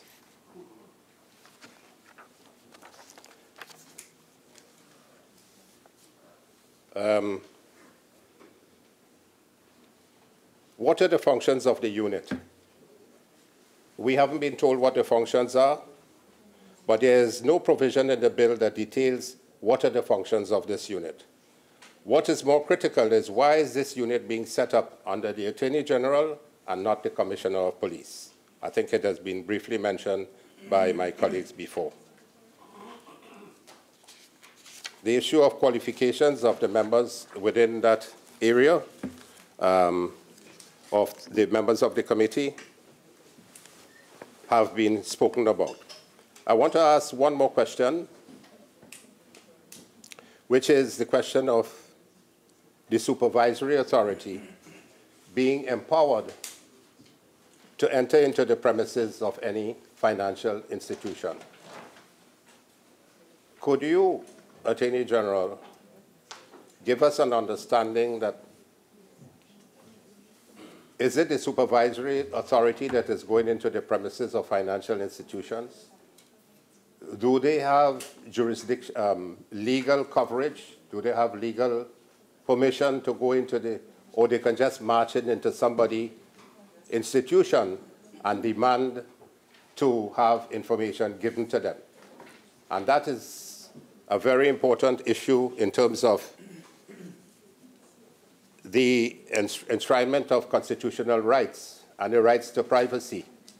Because you're going into a financial institution, the financial institution might be governed by individuals in a private sector. So is this supervisory authority going to barge in into that financial institution and demand that certain important aspects of their performance be looked into? So these are some of the questions we wanted to seek the answers to, knowingly whether they can, the supervising authority can go into somebody's institution at any time, whether this legislation is really necessary because they don't make CFATF and FATF have not asked for these pieces of legislation to be brought forward, and therefore we await some of your answers in your winding up. Thank you very much, Madam Speaker. Member for San Fernando East. Thank you very much, Madam Speaker. I did promise the member for Caroni East that I would get up and make a small contribution if he did. Madam Speaker, I thank you for recognizing me to contribute on this and act to amend the Proceeds of Crime Act, the Anti-Terrorism Act, and the Financial Intelligence Unit of Trinidad and Tobago Act. And Madam Speaker, we're here once again to correct certain deficiencies identified in our financial system and to bring our legislation in line with global standards, in line with our obligations to the Financial Action Task Force with respect to anti-money laundering and counter-terrorist financing. And Madam Speaker, it is necessary to explain to the population why we're here time and time again, arising out of the deficiencies identified in the mutual evaluation report, to continually try to improve our legislation and to improve the financial system so as to ensure that money laundering isn't allowed to proliferate, or terrorist financing. And Madam Speaker, it is very important. At the Special Select Committee, I had the opportunity to ask the head of the FIU a question. And the question was, Madam Speaker, what were the adverse impacts of money laundering in our society? And the head of the FIU gave us an understanding that money laundering comes after the fact of a predicate crime. money laundering is after, that deals with the proceeds of the crime. So, Madam Speaker, any criminal act can generate the illicit type of funds that would require money laundering, which is to get the illicit funds, most times in cash, into our formal financial system. Madam Speaker, our crimes can be generally categorized in two ways. About 10% of our crimes can be deemed crimes of passion, and 90% of our crimes are driven and motivated by profit. Madam Speaker, and the types of crimes are some of the most heinous crimes: human trafficking, organ trafficking, trafficking in arms and ammunition, kidnapping, murder for hire, as well as drug trafficking and other financial crimes such as fraud, theft, tax evasion. And Madam Speaker, where these criminals are allowed to freely benefit from their crimes and launder the proceeds of their crimes through our formal financial system, it will be very, very difficult to arrest the scourge that is crime.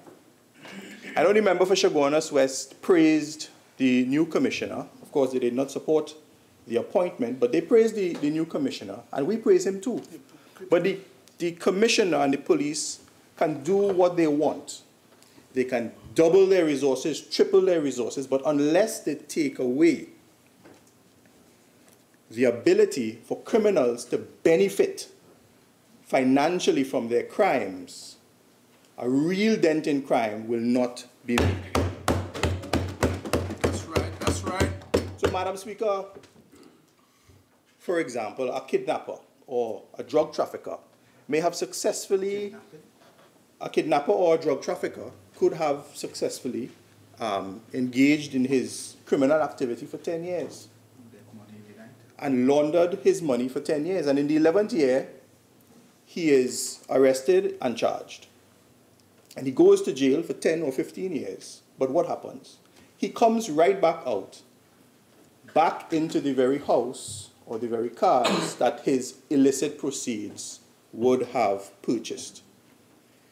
Madam Speaker, we hear about the arrest and charge, but we don't hear about the seizure of the proceeds of the crime. The going to jail, Madam Speaker, is just a cost of the criminal's business. So, Madam Speaker, that is the reason why we're here. So, Madam Speaker, I'll confine myself just to the amendments to POCA, in particular Section 2 of the bill before us. And these amendments, Madam Speaker, are really just to tighten and make more robust our financial system. But before I go into that, I want to also comment on the cost of compliance, the cost of this anti-money laundering system, the cost of it, and the cost to counter terrorism financing. Madam Speaker, when you think of cost to address money laundering and counter terrorism financing, you think about the cost to the FIU, the cost of the sitting, the cost to fund the police units involved in financial crime, the cost of the banks to comply, to fund a comprehensive compliance unit, training, etc., Madam Speaker. And it may sound uneconomical on the face of it, because worldwide, I've read a statistic where $3 or $4 or $5, the ratio is 3 or 4, it costs $3 or $4 or $5 to chase down $1 of money laundered. But Madam Speaker, we have no choice. Because in this society, we don't want crime in our neighborhoods. We don't want crime in this society. So it is necessary. So, Madam Speaker, Clause 2 of the bill, with respect to the removal of the agents, Madam Speaker, the Financial Action Task Force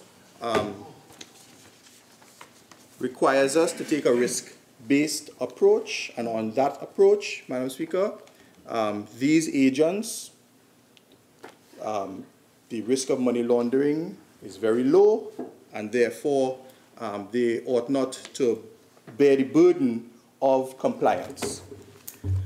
Madam Speaker, with respect to Section 2B, this is the amendment that deals with tipping off. So, Madam Speaker, this amendment introduces a new type of tipping off. So let's talk about it in practical terms. So someone comes to the counter at a financial institution or bank. They attempt a transaction, and the teller makes a report to the supervisor. The supervisor makes a report to that bank's compliance unit. The compliance unit reviews all the information before it and then decides whether or not to make a disclosure to the FIU. Where that disclosure is made to the FIU, or where the FIU subsequently does its analysis and makes a disclosure for an investigation to the police, where at that stage, where the disclosure is made to the FIU, or the disclosure is made to the police, where tipping off occurs, tipping off that is likely to prejudice the investigation, that is an offense. Yes. And we do not know whether or not persons have been charged for that type of tipping off. We do not know. But, Madam Speaker, this new amendment creates a new type of tipping off, which is before the compliance unit of the bank decides whether or not to make a disclosure to the FIU. So, someone comes to the teller, they makes a transaction that arouses that teller's suspicion. That teller must now go to either a supervisor or the compliance unit and make a report on that suspicion. Where a tipping off occurs at that stage, a tipping off that is likely to prejudice the review by the compliance unit, that person is caught. And it's, I mean, Madam Speaker, it's very important because in practical terms, the person who is at the teller attempting the transaction may very well be a criminal. And what the tipping off can do is to not only prejudice the report, but that tipping off can prejudice the entire financial system. The tipping off can have very adverse effects on the very employees of the bank. Imagine a kidnapper being tipped off that X teller has just made a report of a suspicion that money laundering is occurring. What would be that teller's position if the secrecy and the confidentiality provisions are not observed? It is a good example because, Madam Speaker, with this whole anti-money laundering thrust and criminals wanting to benefit from the formal financial system, the persons who object or try to ensure that they do not partake, those persons may very well be in danger. And that is a very, very real example, a very real fear at banks today. Madam Speaker, with respect to the amendment to Section 51 and the introduction of a new 4A, Madam Speaker, this new clause is really to encourage the information sharing between financial institutions in a group, to ensure that the financial system as it occurs within a financial group is even more robust. And I recall the story, well, the example of the Madoff scandal. And Madam Speaker, in the Madoff scandal, JP Morgan, a Ponzi scheme, yes. JP Morgan in the UK had identified suspicious transactions. But they did not share those suspicions with the JP Morgan in the United States. And, Madam Speaker, we all know the end of that story. Billions of dollars were lost, and JP Morgan was actually fined $2 billion for that deficiency and that failure to report the suspicious transactions occurring in the UK to their branches in the US within that group. Madam Speaker, in subsection C, it creates the ancillary or inchoate offenses of facilitating money laundering, and knowingly is just the mens rea as opposed to recklessly. Madam Speaker, with respect to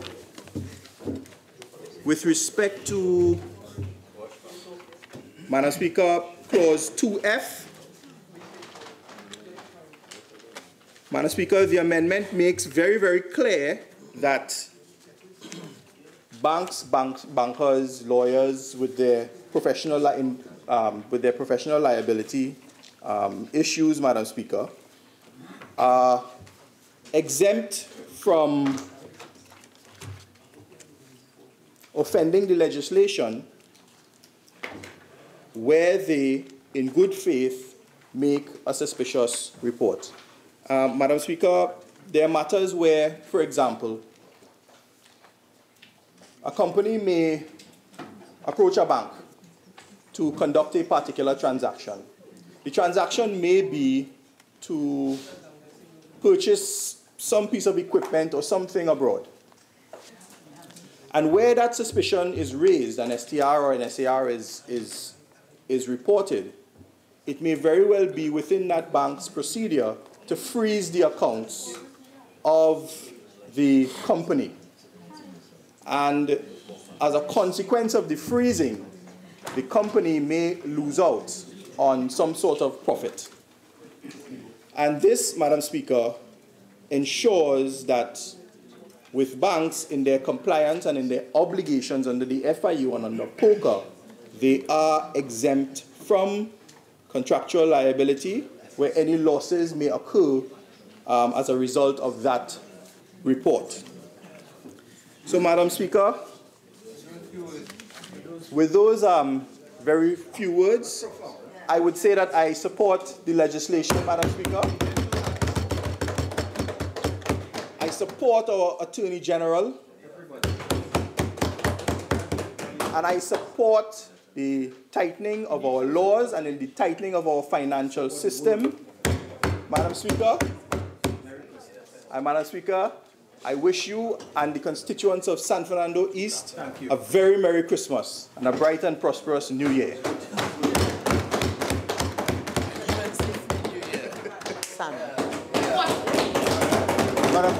Madam Speaker, I will not speak very long.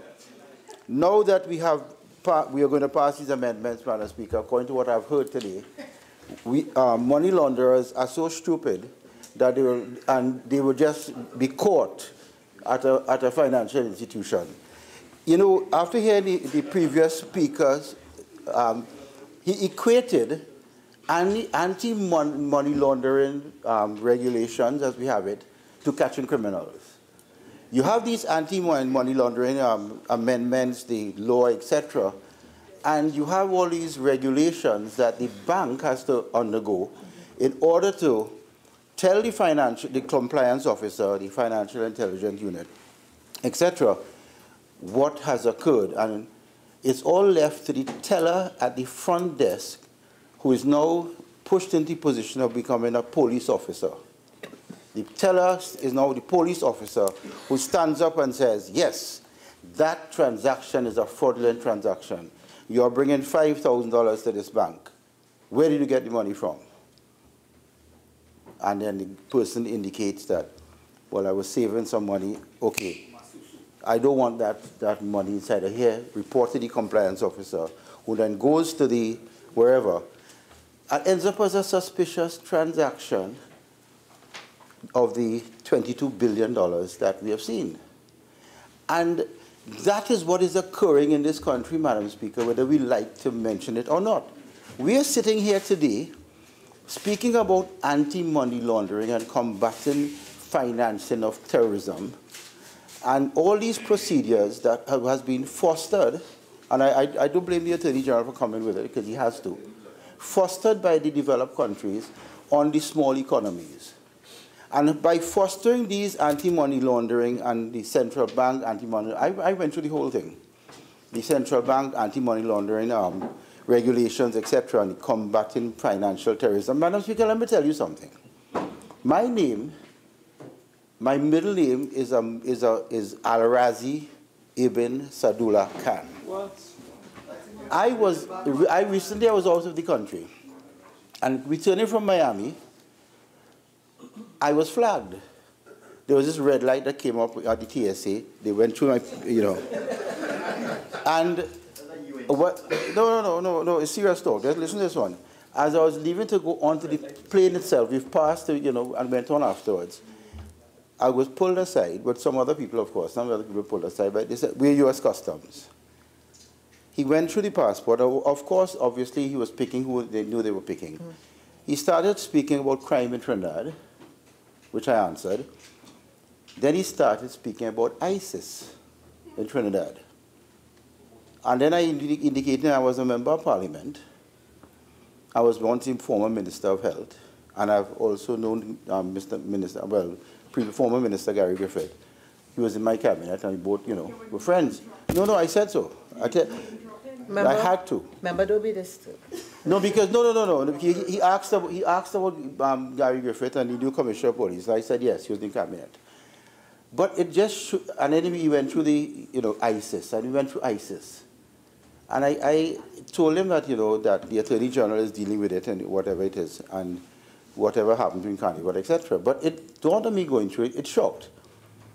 Because of my name, I was profiled, maybe, or something, and Also, looking at this legislation, Madam Speaker, the banks are forced to profile people in order to create suspicious transactions to hand to the FIU. That's what they're doing. They're doing that.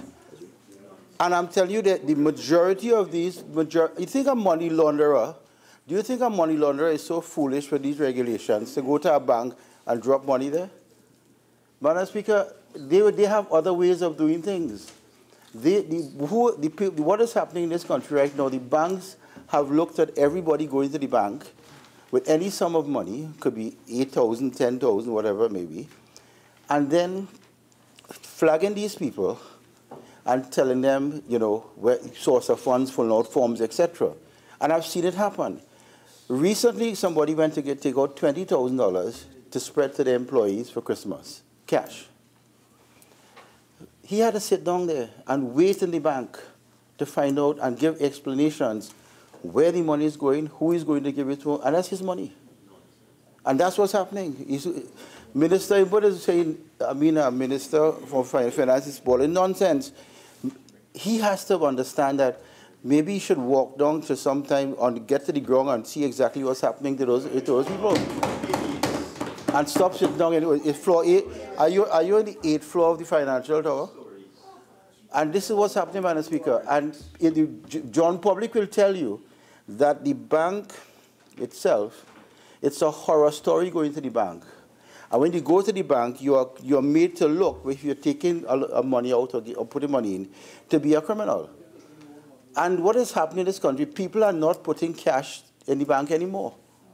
And they're not putting cash, they're keeping their cash at home, and they are now subjected to people having home invasions, coming to, take money and, as you say, go into the system and removing the money out. People are buying US dollars on the black market.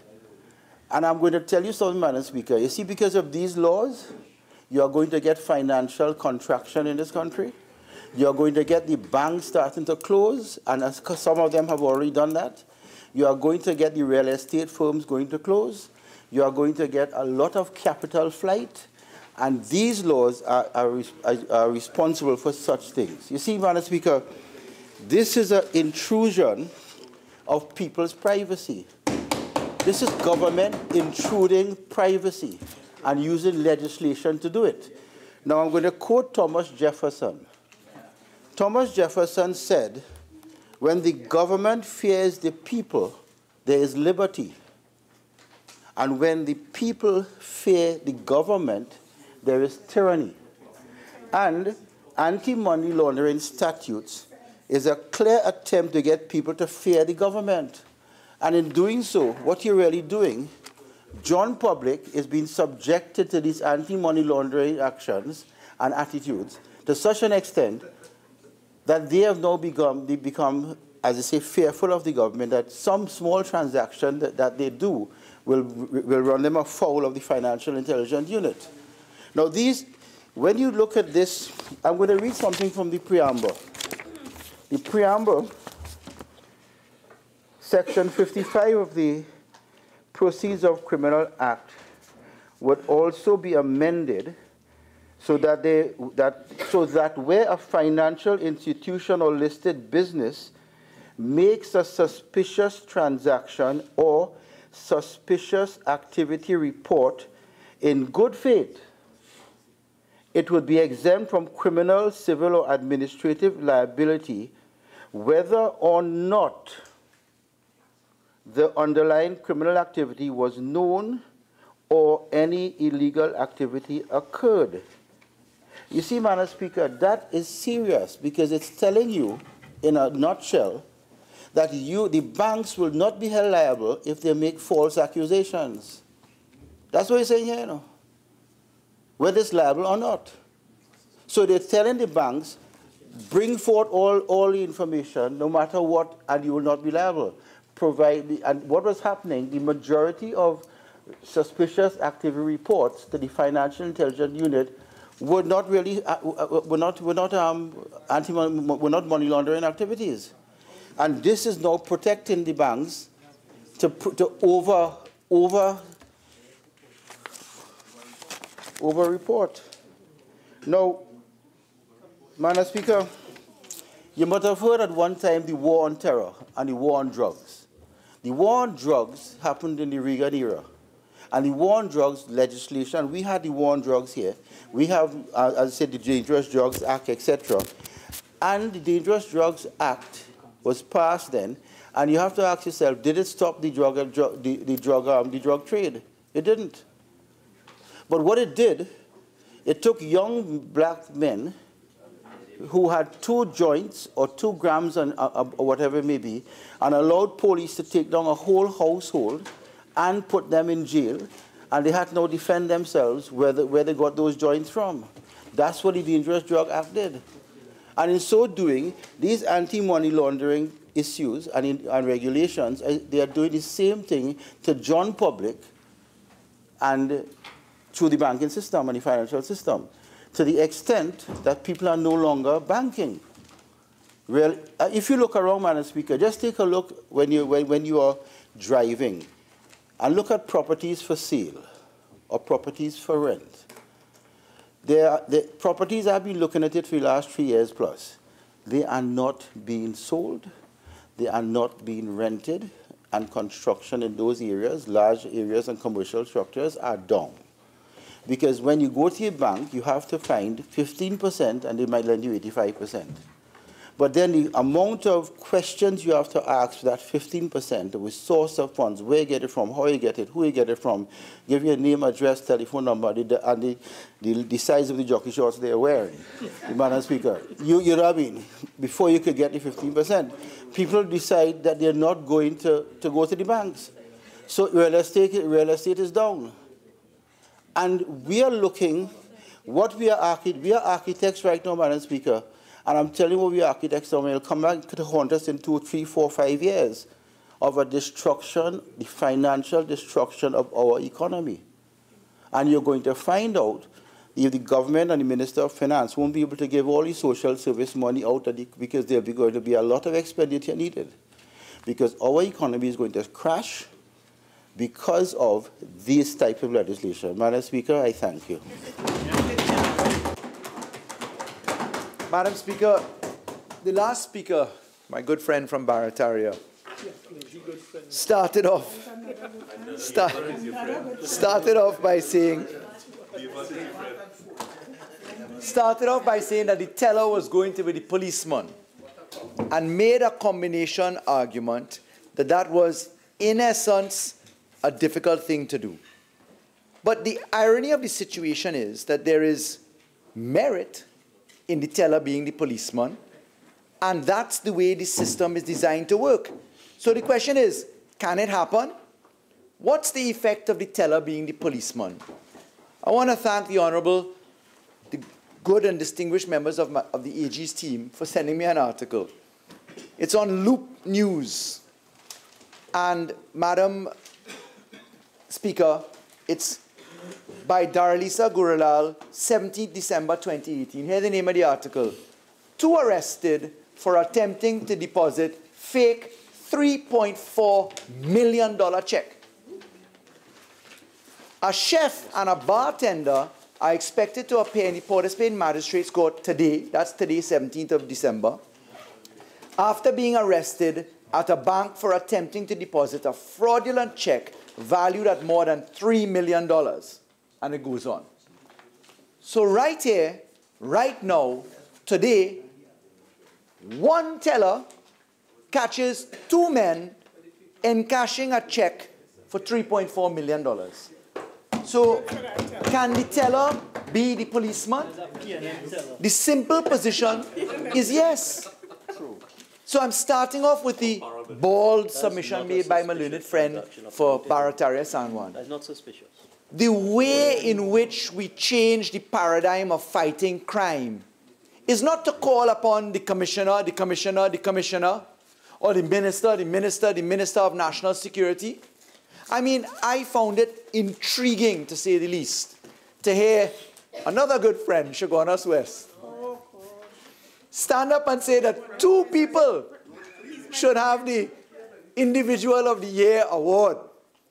Gary Griffith, Commissioner of Police. Silent. UNC not supporting Gary Griffith.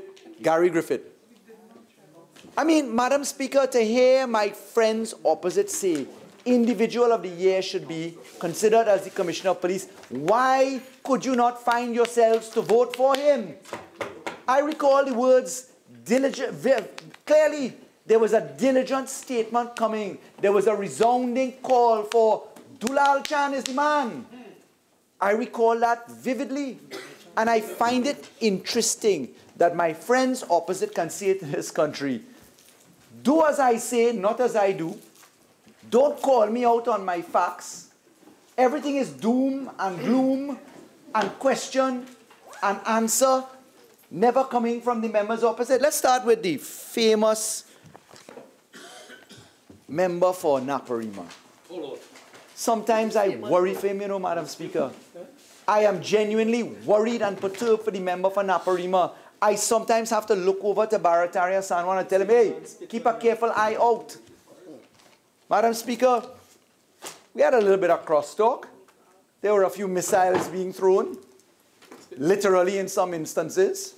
We invited the honourable member for Naparima to turn in a particular direction so as not to be the victims of that particular contribution.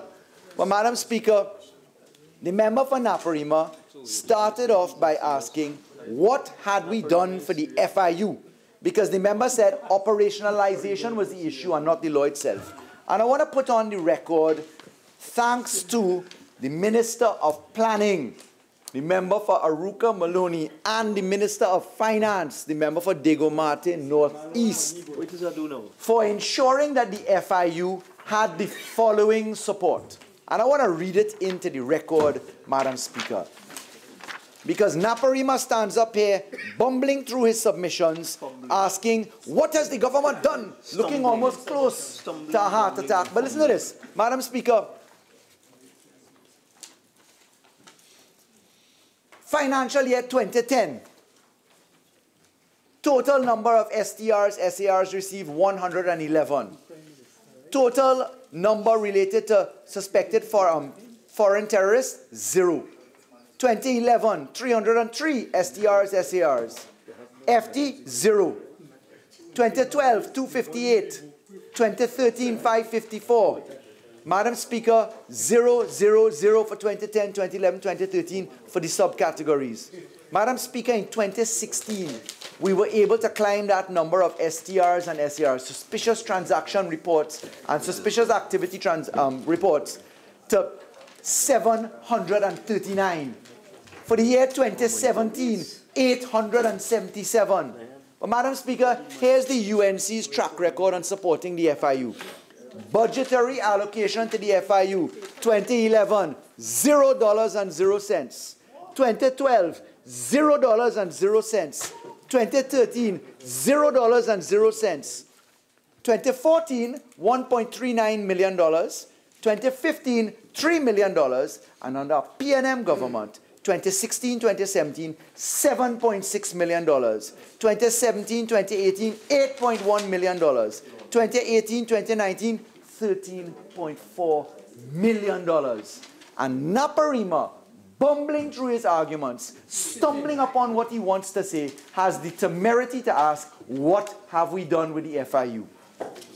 Madam Speaker, it was in 2016 to 2018 that the FIU saw the number of analysts increase by 100% under this government. The FIU on the regulatory hired more compliance officers, human resource consultants, the approval for 14 additional compliance officers, sanction strength 49, number of STRs increasing 140 intelligence reports. Madam Speaker, and we have to listen to Naparima ask what you're going to do about supporting the FIU. But what we will do is the exact opposite of what the UNC did. We'll actually give them money, we'll give them computer systems, we'll give them financial support, we'll give them human resource management capability, and increase the output, Madam Speaker. That's what we will do. So I take no advice from Naparima. Never will. Madam Speaker, the member for Naparima went further to ask, here's his point about the NAMLAC in talking about the creation of the National Anti-Money Laundering and Financing of Terrorism Committee. He says, look at the number. Look at the big thing. The minister. NAMLAC is going to be appointed by the minister who has the responsibility for NAMLAC. Madam Speaker, does the member for Naparima understand anything? No. Madam Speaker, the law is clear. The reason for the formulation that the National Anti-Money Laundering Committee is to be managed by the minister with responsibility assigned to him in this part, and I read from page 7 of the bill, subclause 7. In this part, minister means the minister to whom responsibility for NAMLAC is assigned. What's so hard to understand? That the Prime Minister, in exercising authority under Section 74, has the power to gazette responsibilities from minister to minister. Is the member for Naparima so intellectually obtuse in his submissions that he cannot understand that?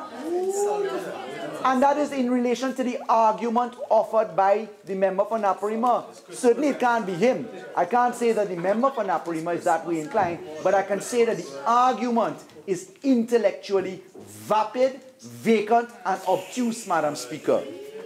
And a senior counsel wrote it for him? And a senior counsel wrote it for him. I wonder which one? Self-appointed? Self-given? Because those are not the kind of senior counsels we're looking for advice from, Madam Speaker. Member for Naparima. Let's go on with his submission, Madam Speaker. The member for Naparima talking, everything is the minister, everything is the minister. So the member says the U.S. Department of Treasury, in their version of it, in the NAMLAC version in the United States, it has the United States Department of Treasury, Department of Justice, the FBI, the DEA, the asset forfeiture, etc. Madam Speaker, could the member even be bothered to understand that the U.S. President appoints all of those people? Could the member even be bothered to ask the senior counsel that wrote it for him, supposedly, who appoints those people to the U.S. equivalent? No, Madam Speaker. God forbid that Naparima should do a little bit more research than Wikipedia or something from a Singapore book. The fact is, Those are executive positions brought on by the President of the United States of America, and we take no advice from him, Madam Speaker. Madam Speaker, the member asked where were the examples, what was going to happen, bumbling along in his arguments as he did. Madam Speaker, the National Anti-Money Laundering Committee, I want to put on the record what that is. Madam Speaker, the NAMLAC came about in 2006, as I said before. There was a cabinet minute from the PNM government in 2006. It's minute number 350 in March of 2006. Madam Speaker, it was under a UNC government in November 2010 that the National Anti-Money Laundering Committee was created. And my friends opposite saw it fit commendably to create this particular entity. But Madam Speaker, when we looked at the entity, here is what the UNC cabinet created. Director Compliance Anti-Money Laundering Financing of Terrorism Compliance Unit from the Ministry of National Security. Senior Legal Advisor to the Attorney General. Director of Public Prosecutions, Commissioner of Police, Chief Immigration Officer, Controller of Customs Excise, Deputy Permanent Secretary, Ministry of Finance, Head of the FIB of the TTPS, Director FIU, Head of the Central Authority Unit, Legal Advisor to the Minister of Justice, Representative from the CPC's Department, Representative from the Trinidad and Tobago Securities Exchange, Representative from Central Bank. Madam Speaker, I mean, for heaven's sake, aren't all of these people appointed by the Cabinet of Trinidad and Tobago? It was okay for the UNC to appoint all of those people. And today we have to be lectured about the impropriety of appointing the people in the same way that was appointed under them. Madam Speaker, how do you listen to people like that? You can't. Madam Speaker, worse yet, the member for Oropuch East made a sensible point. Can a representative from a minister be there? And the honourable member went through the positions that representatives can be, special advisor, etc. I want to repeat this one. Legal advisor to the Minister of Justice. Position number 11. So while they sat in a UNC cabinet for 5 years and 3 months, the legal advisor to the Minister of Justice was okay.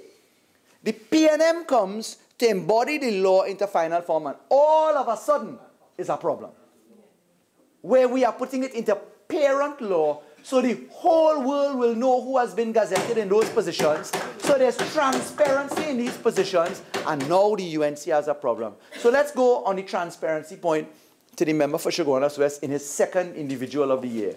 The very transparent Devant Maharaj, as he labeled him. Madam Speaker, I would like to ask my good friend Chaguanas West to ask my good friend Devant Maharaj, if they are so transparent, let's give the nation a gift. Let's publish every single member opposite's telephone number and email address. Because, Madam Speaker, the country would be willing to ask the honourable members the questions about this bill today and about other laws that they have refused to support with consistency. I mean, I heard Naparima had the audacity to ask which government anywhere in the world ever came to Parliament and withdrew a 3/5 clause. Madam Speaker, I can answer that, you know. The UNC government under Attorney General Ramesh Lawrence Maharaj came to Parliament and removed a 3/5 clause to deal with the THA. So Naparima don't know that. Again, entire bench sit down quiet. Chaguanas West was here, Caroni Central was here. The UNC government did that. But Naparima, bumbling and stumbling in his intellectual goalposts, can't pick sense from nonsense, comes here to ask which government ever pulled a 3/5 clause, Madam Speaker. I mean, for heaven's sake, Madam Speaker, it's hard to sit down here and listen to him, you know. Madam Speaker, let's continue. Central Authority. Big problem. This Central Authority, it's not defined. Some senior counsel tell Naparima, there's no precedent for this. It's going to be an office of one. and they don't have any staff. Madam Speaker, do you know that the member for Naparima's daughter, as an attorney at law, worked in the Central Authority office?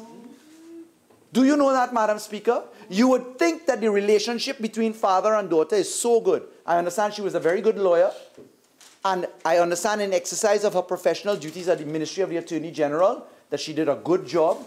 But, Madam Speaker, she could have gone a little further, helped her father out a little bit, to point him to Section 3 of the Mutual Assistance in Criminal Matters Act, Chapter 1124, because apparently whoever the senior counsel was that advised Naparima forgot to tell him about Section 3 of the Act, Chapter 1124, and I'll read it into the record. Subject to subsection 2, the Attorney General shall be the central authority. Subsection 2, the Attorney General may delegate any of his functions under this Act to any public officer or legal officer employed in the Ministry of the Attorney General and Legal Affairs. Nothing in this section shall be construed as delegating to the officer referred to in subsection 2 a power to make regulations under Section 39. For heaven's sake, whoever the senior counsel was that advised Naparima couldn't read that out for him? Searching and bumbling and stumbling as he was for a precedent, this person of one, who going to occupy the office as the member of Naparima fashions his arguments. Madam Speaker, for heaven's sake, it's in the black and white laws of Trinidad and Tobago. And Madam Speaker, I again find it difficult to stomach what comes out of the intellectual pot from Naparima. So, Madam Speaker, let's proceed. It's a good thing he's not here. Good thing he's not here. Madam Speaker, well, let him be here. The people paying him to sit down in the parliament, not to walk away. Correct. Yes, Madam Speaker. I'm being asked, don't insult him in his absence. Madam Speaker, we're supposed to be here in our seats, you know. Exactly. We're being paid to be in our seats, unless you have a meeting like the Prime Minister does elsewhere, or the leader of the opposition, because they are the leaders of their benches. They have that privilege. So don't ask me to ease up Naparima if you don't have the decency to sit in his seat and be here for the debate. Madam Speaker, the member asks, you know, Naparima is the big portrait of international law, right? Singapore is the model, right? Naparima is always here to lecture us on first world standards. Naparima wants us to, we don't trust the government. We want to have evidence of what FATF says. FATF can't tell you nothing unless you are allowed to receive their information from public reports. Published reports from the Financial Action Task Force. We are not permitted to disclose the action plan until it is a completed action plan. But big Mr. Singapore, Naparima, the paragon of international law, the paragon of senior counsel advice, comes to tell us to do something that he ought to know we can't do, Madam Speaker. He wants us to trip for him. Madam Speaker, Naparima went on to ask about the applications and listings. And he said, well, it's no big deal. All the Attorney General did in listing the work that they did is they went and they take the international list and they applied it. Those are the United Nations Security Council resolutions. Madam Speaker, big international advocate that Naparima is, big exemplar that he wants to be for the laws of Singapore, does not know that it is a dereliction of international duty to not apply the UNSCR standards. And for a full 5 years and 3 months, we had to watch the UNC put us in a blacklisting categorization as we were for round 3 and round 4 of the mutual evaluation reports. And today, Naparima doesn't know that applying those standards is compliance with the law. For heaven's sake, Madam Speaker. Madam Speaker, the member wants to know about the police service. The Honourable Member for Naparima. He's saying that the police service ought to have some restructuring. It was the Commissioner of Police, Gary Griffith himself, that announced that from an efficacy point of view, the police will be creating a financial investigation division. The Commissioner of Police put it out. Marriage of the financial investigation branch. Marriage of the fraud squad. Marriage of the cybercrime unit. Madam Speaker, those are the positions to come together to allow Trinidad and Tobago to fight crime so that there will be lightning response and thunder in the courts, Madam Speaker. That is the tag team effort that has to happen. Now, the member for Oropouche East asked a very sensible question, which I acknowledge must be answered, and I'll repeat it this way. The honourable member asked whether the law in prescribing that we have to have the inchoate offences as we do in having aiding and abetting, facilitating, procuring, expressly provided in the law. The honourable member recognized the truthful position in law. There is standalone legislation to treat with that for aiders and abettors, etc. There is also the Interpretation Act, which says that the inchoate offences are attached to the predicate offences. And there is also the common law. Yes, those were the arguments that we presented in our mutual evaluation reports. They were not accepted by the international evaluation team, and therefore, even if it is superfluous, we propose to put it into the parent law. Otherwise, they have said to us, we will not upgrade your status, Madam Speaker. So it may very well be superfluous, but unfortunately, that's the reason. It comes about because the assessors come from civil law countries where they must have it in written statute as opposed to common law countries, and we continuously fight over those approaches. Madam Speaker, the member for Naparima asked a question. He asked whether we were going to have the Attorney General enter into a jurisdiction that was not a proper one by having a harmonization of the roles between Attorney General and the other aspects of the report. And forgive me, Madam Speaker, before I go to that, the member for Oropouche East raised a further submission. He asked about the reporting standards, and I wanted to point out, in the member asking about the Attorney General's separate report, which we propose in this new section, I wish to point the honourable member to section 43 of the Parent Act, where the Minister of National Security has a separate responsibility to report on the other matters. But because the Anti-Terrorism Act revolves around three central figures, the DPP, the Minister of National Security, and the Attorney General, we felt it prudent to put a positive obligation on the Attorney General in similar fashion to the Interception of Communications report, in the fashion that we propose right now. Madam Speaker, Chaguanas West asked a very important question, which I think Oropouche East also asked, and that was in relation to the concept of agents. Why remove agents? And Madam Speaker, I think that that is a very important thing to observe. I'd like to address that issue squarely by pointing to the definition of a financial institution. Madam Speaker, the financial institution is defined by the FATF, not in the form read out by my learned colleague for Chaguanas West. In fact, it's a much more expansive definition, as they have retooled that definition most recently up to February 2018.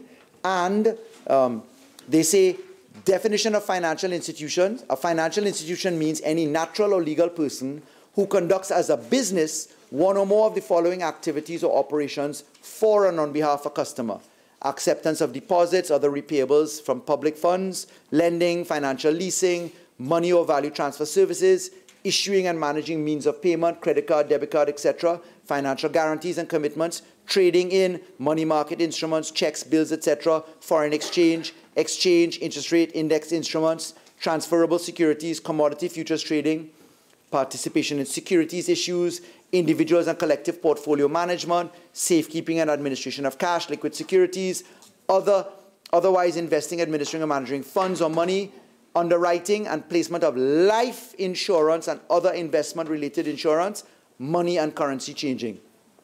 So the concept of agency is not quite there. However, the current methodology is that agents do not work as standalones to be caught under this Act.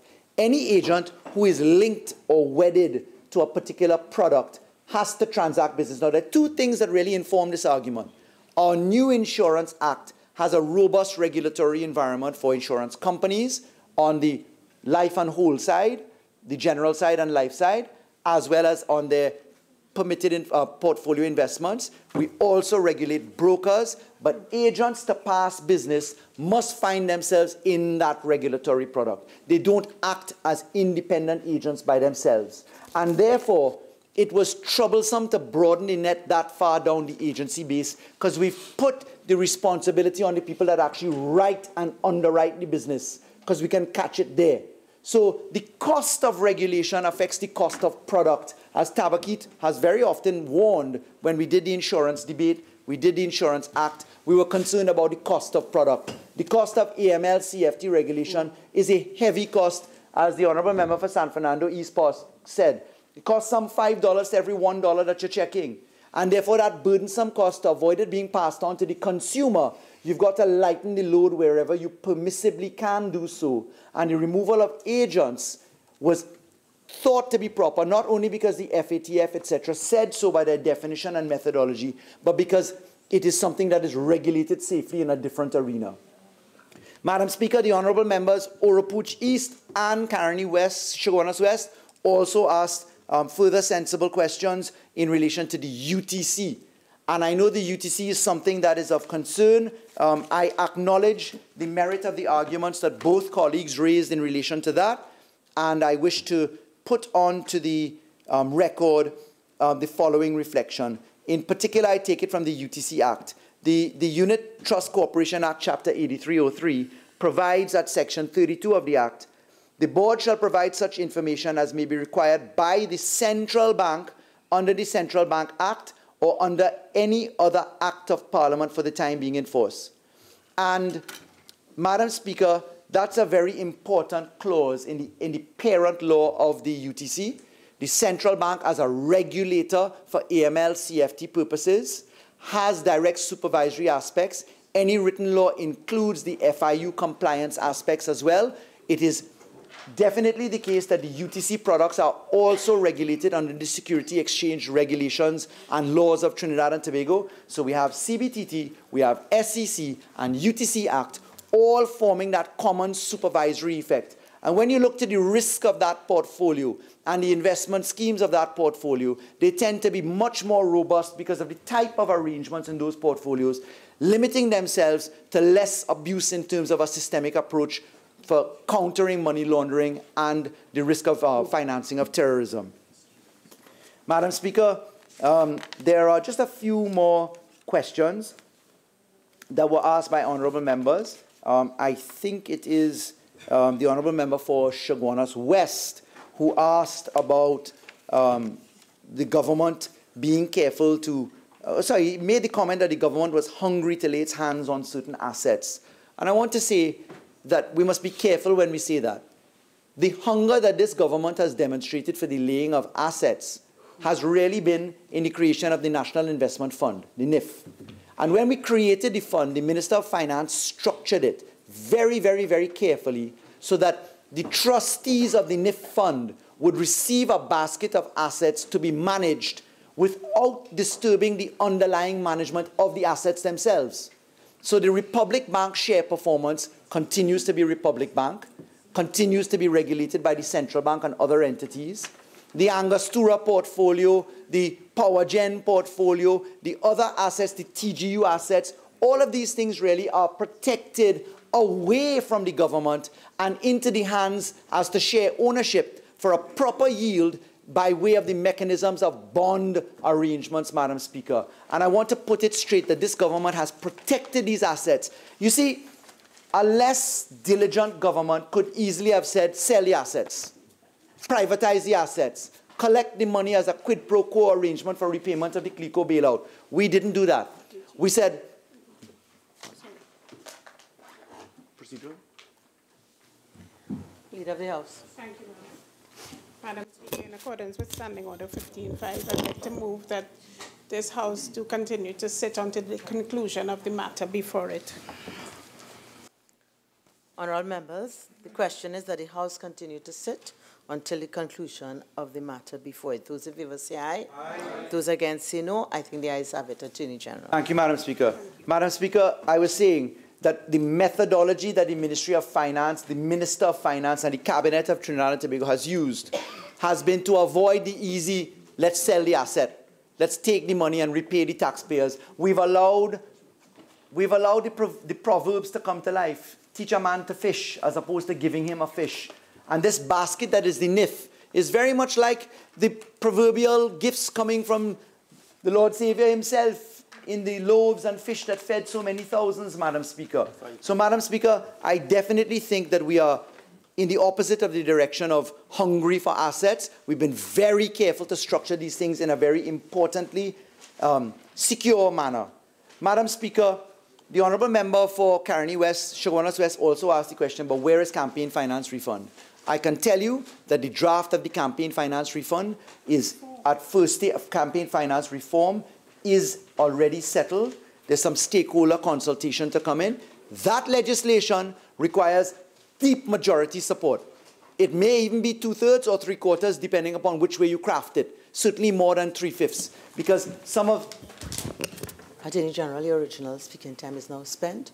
You're entitled to 15 more minutes to finish your contribution. Should it please? Please Thank continue. you. So I'm saying I do hope that members opposite can get to the stage of agreeing to support that, because the honourable members raised it in the context of the EMBD litigation. And I want to put on record, without going near the ratio, etc., the judgment coming from the Court of Appeal in the EMBD matter was a very important piece of law for what it said ought to happen. The scrutiny of third-party accounts provided without the knowledge of the target of investigation. And definitely, Madam Speaker, that kind of scrutiny that the courts are now permitting in the interest of taxpayers' money associated with campaign finance reform is a very important issue that this government takes seriously. I note my learned colleagues opposite have never had a stated position on campaign finance reform. I note that they have not attended the OAS forum or seminars. I know the leader of the opposition is completely silent on the issue, but this government will be bringing forward its legislation to treat with this, because it is the companion law to public procurement. You can't have public procurement law if you don't have campaign finance law side by side with it. Otherwise, we're making a mockery of our system. Madam Speaker, Chaguanas West also asked about the role of the DPP in NAMLAC and about the mixing of civil jurisdiction and criminal jurisdiction. This law is the same law that it has always been since the year 2005, which the UNC amended 4 times whilst it was in office. The first time the submission, the anti-terrorism law submission, that the Attorney General should not have the civil functionalities under Section 76 of the Constitution, the first time in the history of that anti-terrorism law that that argument was made was by Siparia. The Honourable Member for Siparia, the leader of the opposition, came to this Parliament in the Anti-Terrorism Amendment Bill and turned the law and the Commonwealth constitutional law entirely on its head, saying that the Attorney General should not be the person to carry out the civil law functions. And she invited the Parliament, the Honourable Member, to move the Attorney General and put the DPP, without even having the senior counsel decency to say, you'll have to amend the Constitution. Because the only creature in law that can manage that portfolio is under Section 76(2) as the Attorney General. But the member for Siparia, senior counsel, Prime Minister passed of Trinidad and Tobago, Minister of Education passed of Trinidad and Tobago, Attorney General passed of Trinidad and Tobago, Minister of Legal Affairs passed in Trinidad and Tobago. Didn't know that. Did not know that, Madam Speaker. And that was in violent opposition to the bare basic tenets of law and constitutional law. But we should listen to Siparia. Long live, long hail the tenure of Siparia, Madam Speaker, according to the UNC.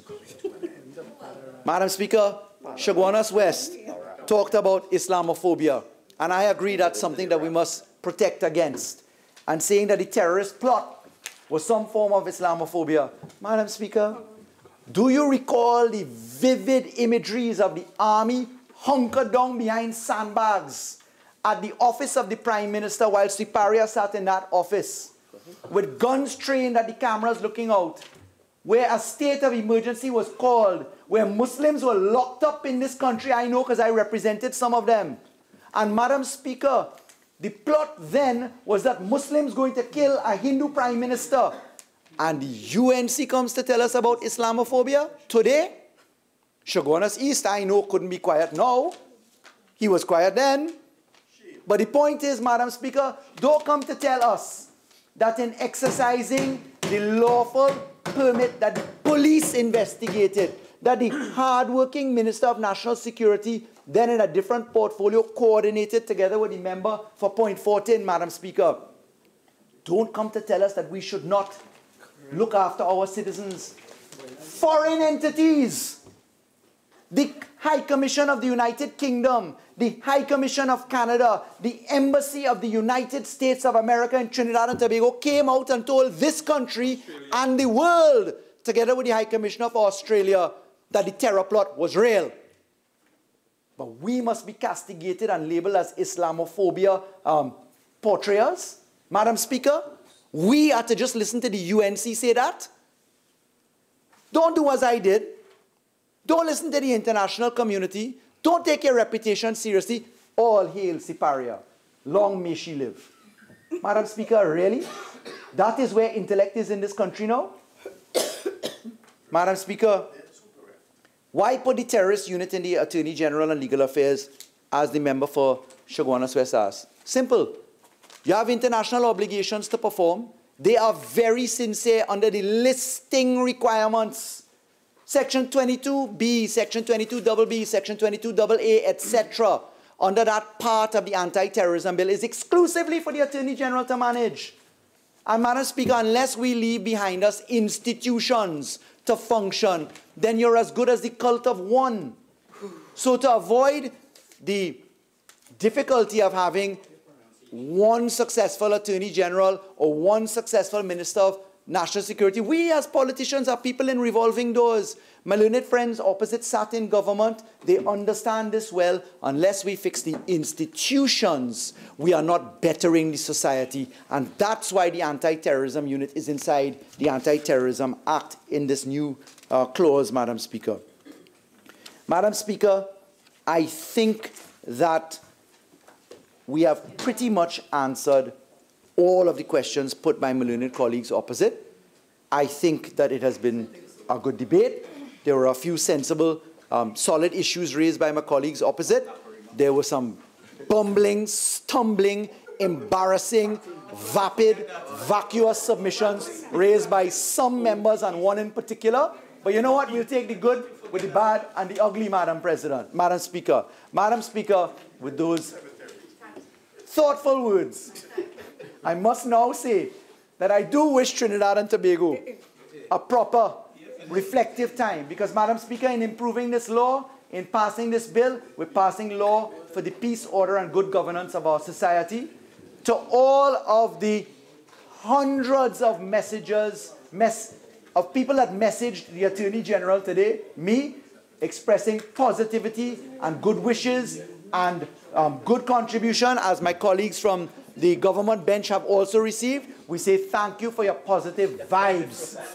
I promised today that I would actually compliment one young lady in particular who did not believe that I was actually the Attorney General answering a message and had to test me to make sure that I was. To tell her, young, bright young lady, past student of Convent San Fernando, past college prefect, etc., in challenging us to step up to the plate. I promised today that I would tell her, yes, it's really me. I did really reply to your messages, and it was a pleasure to engage the conversation. I beg to move.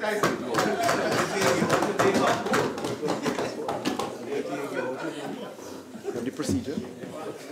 Honourable members, the question is that a bill entitled An Act to Amend the Proceeds of Crime Act, Chapter 1127, the Anti-Terrorism Act, Chapter 1207, and the Financial Intelligence Unit of Trinidad and Tobago Act, Chapter 7201, be now read a second time. All in favour say aye. Aye. Any against? I think the ayes have it. A bill entitled An Act to Amend the Proceeds of Crime Act, Chapter 1127, the Anti-Terrorism Act, Chapter 1207, and the Financial Intelligence Unit of Trinidad and Tobago Act, Chapter 7201. Attorney General. Madam Speaker, in accordance with Standing Order 68-1, I beg to move that the miscellaneous provisions, proceeds of crime, anti-terrorism, and financial intelligence unit of Trinidad and Tobago Bill 2018 be committed to the Committee of the Whole. Honourable members, the question is that the miscellaneous provisions, proceeds of crime, Anti-Terrorism and Financial Intelligence Unit of Trinidad and Tobago Bill 2018 be committed to the Committee of the Whole. All in favor say aye. Aye. Any against? The ayes have it. This House shall now go into the Committee of the Whole to consider the bill clause by clause.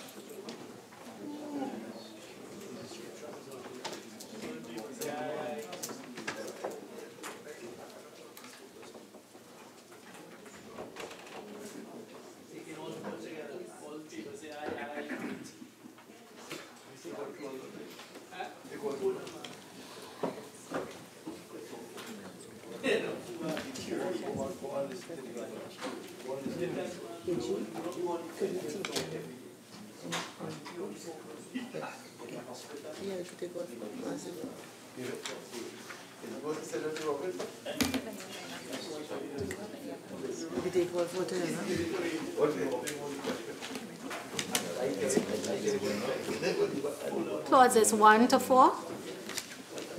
The question is that clauses 1 to 4 stand part of the bill. The question is that clauses 1 to 4 now stand part of the bill. Those in favor say aye. Aye. Those against say no. I think the ayes have it. Clauses 1 to 4 now stand part of the bill. Honourable members, the question is that the bill be now reported to the House. Those in favor say aye. Aye. Those against say no. I think the ayes have it. This committee is now adjourned. The House will resume.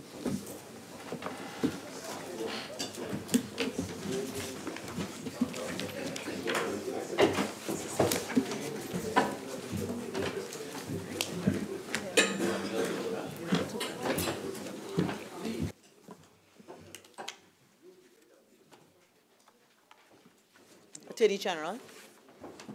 Madam Speaker, I wish to report that the miscellaneous provisions, proceeds of crime, anti-terrorism, and financial intelligence unit of Trinidad and Tobago Bill 2018 was considered in Committee of the Whole and approved without amendments. I now beg to move that the House agree with the committee's report. Honourable members, the question is that this House agree with the committee's report on the miscellaneous provisions, proceeds of crime, anti-terrorism, and financial intelligence unit of Trinidad and Tobago Bill 2018. All in favor say aye. Aye. Any against? The ayes have it. Attorney General.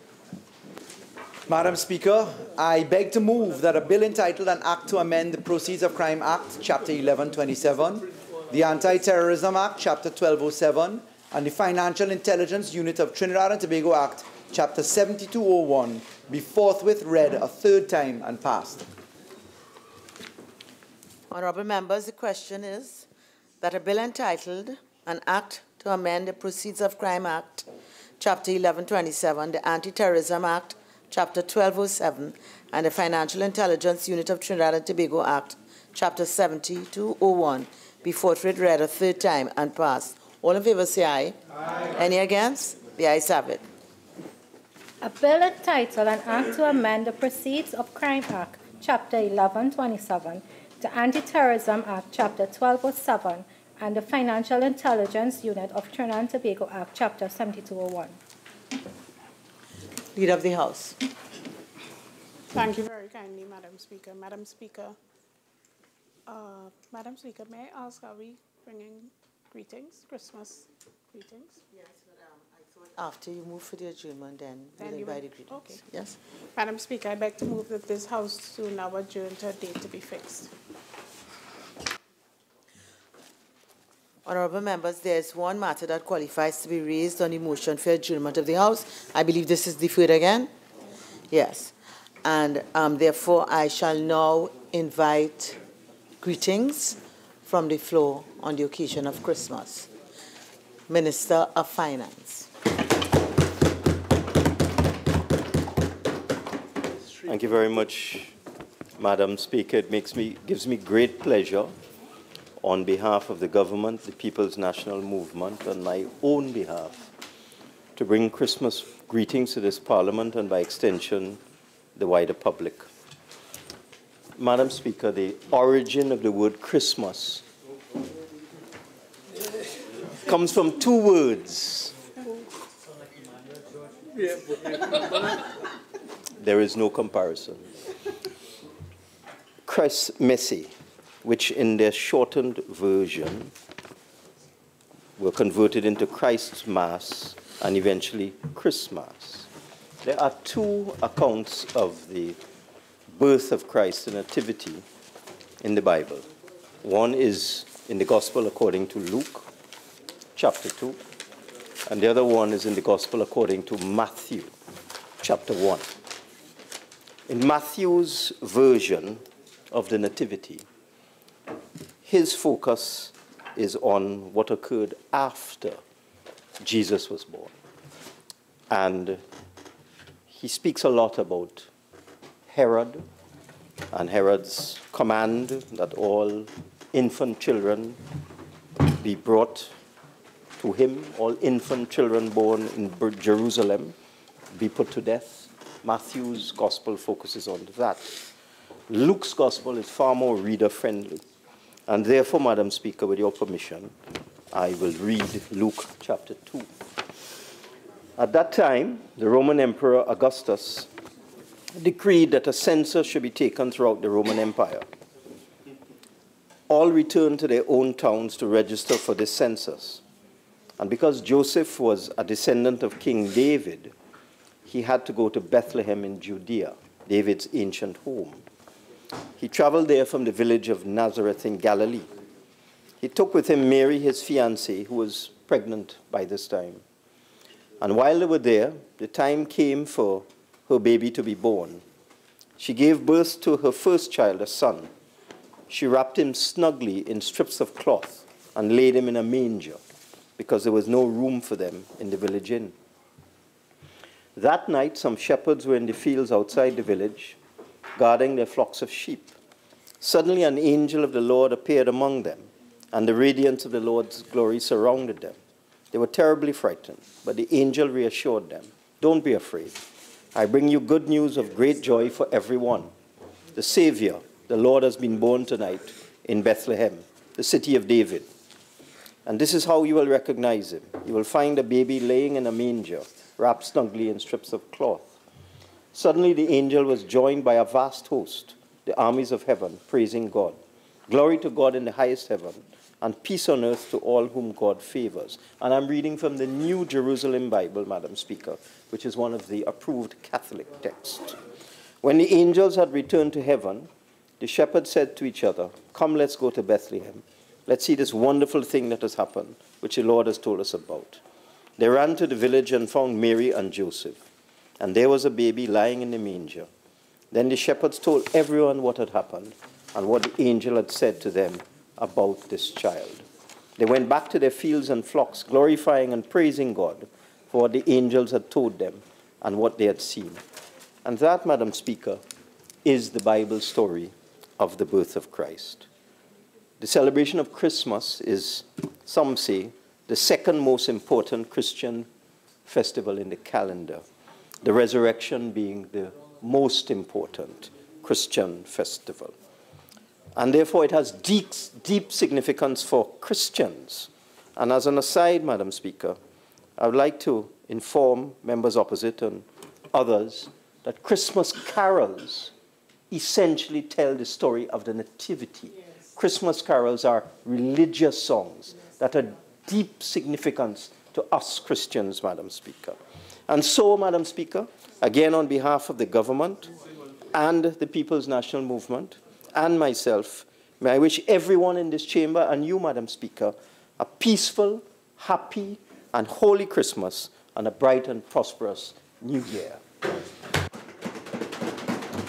Member for Point up here. Thank you, Madam Speaker. There's no doubt that Christmas is one of the happiest times in our nation. Madam Speaker, remember picking fig leaves for pastels, the smell of a baking ham in our home, sweetening the perfect punch of creme, dancing to the rhythms of parang, cleaning till early Christmas morning, shopping until the store is ready to close, or going to church on Christmas Day in our new pieces of attire, are all components which make up the unique Christmas culture here in Trinidad and Tobago. I do not believe any group of people could celebrate Christmas in a more jovial and happy mode as we do as Trinbagonians. As a people, we are able to unite and put aside our differences to celebrate this wonderful, blessed celebration, which really signifies the power and magnificence of this season. However, Madam Speaker, Christmas is more than just cheer, joy, food, and drink, but Christmas is a season dedicated to the birth of Jesus Christ. Christmas forms a pillar of Christianity because it marks the birth of the Savior, upon whose teachings our Christian brothers and sisters form their faith. Christmas is notably called a time for giving, but the biggest mistake we make as a people is thinking that giving is limited to material items. The birth of Jesus Christ signifies God's gift of salvation, goodness, a true path to happiness, and light of empowerment unto humanity. Therefore, Christmas presents a time for us as a people, separated by different views, but united by a common humanity to gift each other with words of upliftment, actions of empowerment, and continued efforts of kindness to all men and women. Madam Speaker, the most significant feeling that we can take from Christmas is the feeling of hope. The gospel stories of Jesus' birth takes us deeper into a true analysis of hope. In Luke's gospel, Mary and Joseph are temporarily homeless. Mary, who is expecting a child imminently, has to walk for many days to a taxation census. They can find no home, no house for the birth, and have to resort to a paddock and are surrounded not by family, but by a group of shepherds. While immediately after the birth, they have to flee in terror from Herod's soldiers who were sent to kill baby Jesus. The story of Jesus' birth is one which shows that whenever hardships confront us in life, we must keep hope, because what God has planned for each of us, it cannot be destroyed. The more potent lesson which can be learned from this story is that God has chosen to join us in all the discontents, disasters, and disruptions of our life. No matter into what straits our lives take us, we are never alone. Nor is our journey ever meaningless or unaccompanied. Madam Speaker, when we look at the nativity scene, we see one of the most telling images. We see the image of three wise men, three kings of Orient who traveled 1,000 miles to pay homage to Jesus. This is significant, but we see three mighty, wealthy, and brilliant men paying tribute to a baby. This is a representation to humanity, to our people, to our leaders, that no matter what our position in life, what our financial value or intellectual prowess, we are all servants of a greater being. But the only way to serve that greater being is by working in the best interest for humanity. It is by making sure families can have a meal on the table, making sure our women are protected, children are properly nurtured, and all citizens can realize their true potential. Madam Speaker, as much as we wish joy and happiness to all, we have to face the reality that many will not experience joy and happiness unless we as a people take action to enhance their lives. We as a people must use this Christmas season not only to bring joy to each other on one day, but rather in a more long-term sustainable manner. We must not mark this Christmas season with the same generic, customary, and predictable words, but rather by genuine actions of love, humanity, and goodwill to our fellow man. Madam Speaker, as we approach the end of the year and the dawn of a new year, we as a people, and more so we as leaders, are called to learn from our mistakes. We are called to listen more, love more, and act more, as the state of our nation depends on a society that is more compassionate and caring. Therefore, let us not waste New Year's resolutions on visions of grandeur, but rather focus on being the best we can all be. Madam Speaker, As I end, I would like to offer warm and sincere Christmas greetings to all the citizens of our country, our colleagues on the other side, yourself, Madam Speaker, and lastly, but by no means least, the hard-working staff of our nation's Parliament. So on behalf of the opposition and myself, we say Merry Christmas.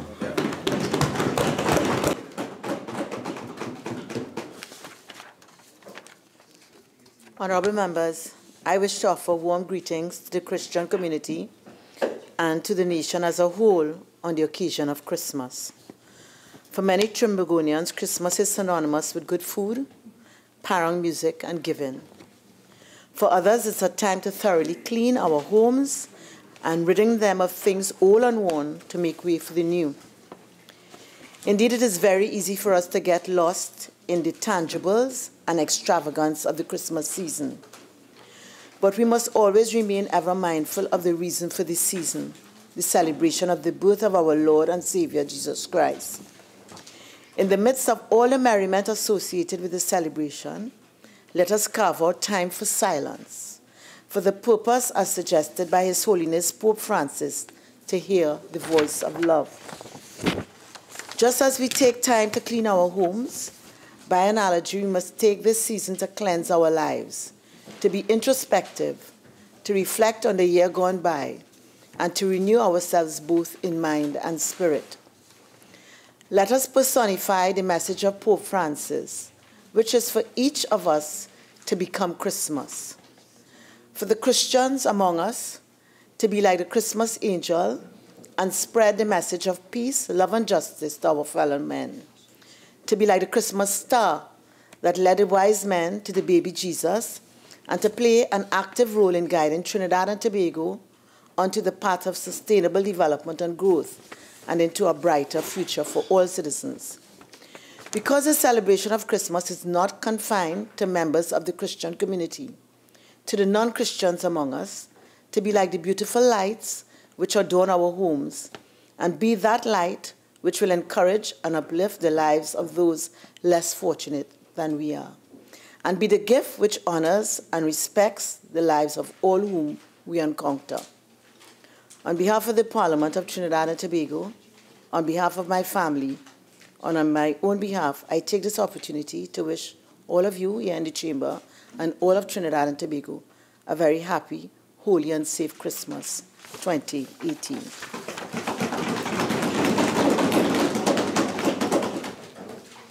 Honourable members, the question is that this House do now adjourn to a date to be fixed.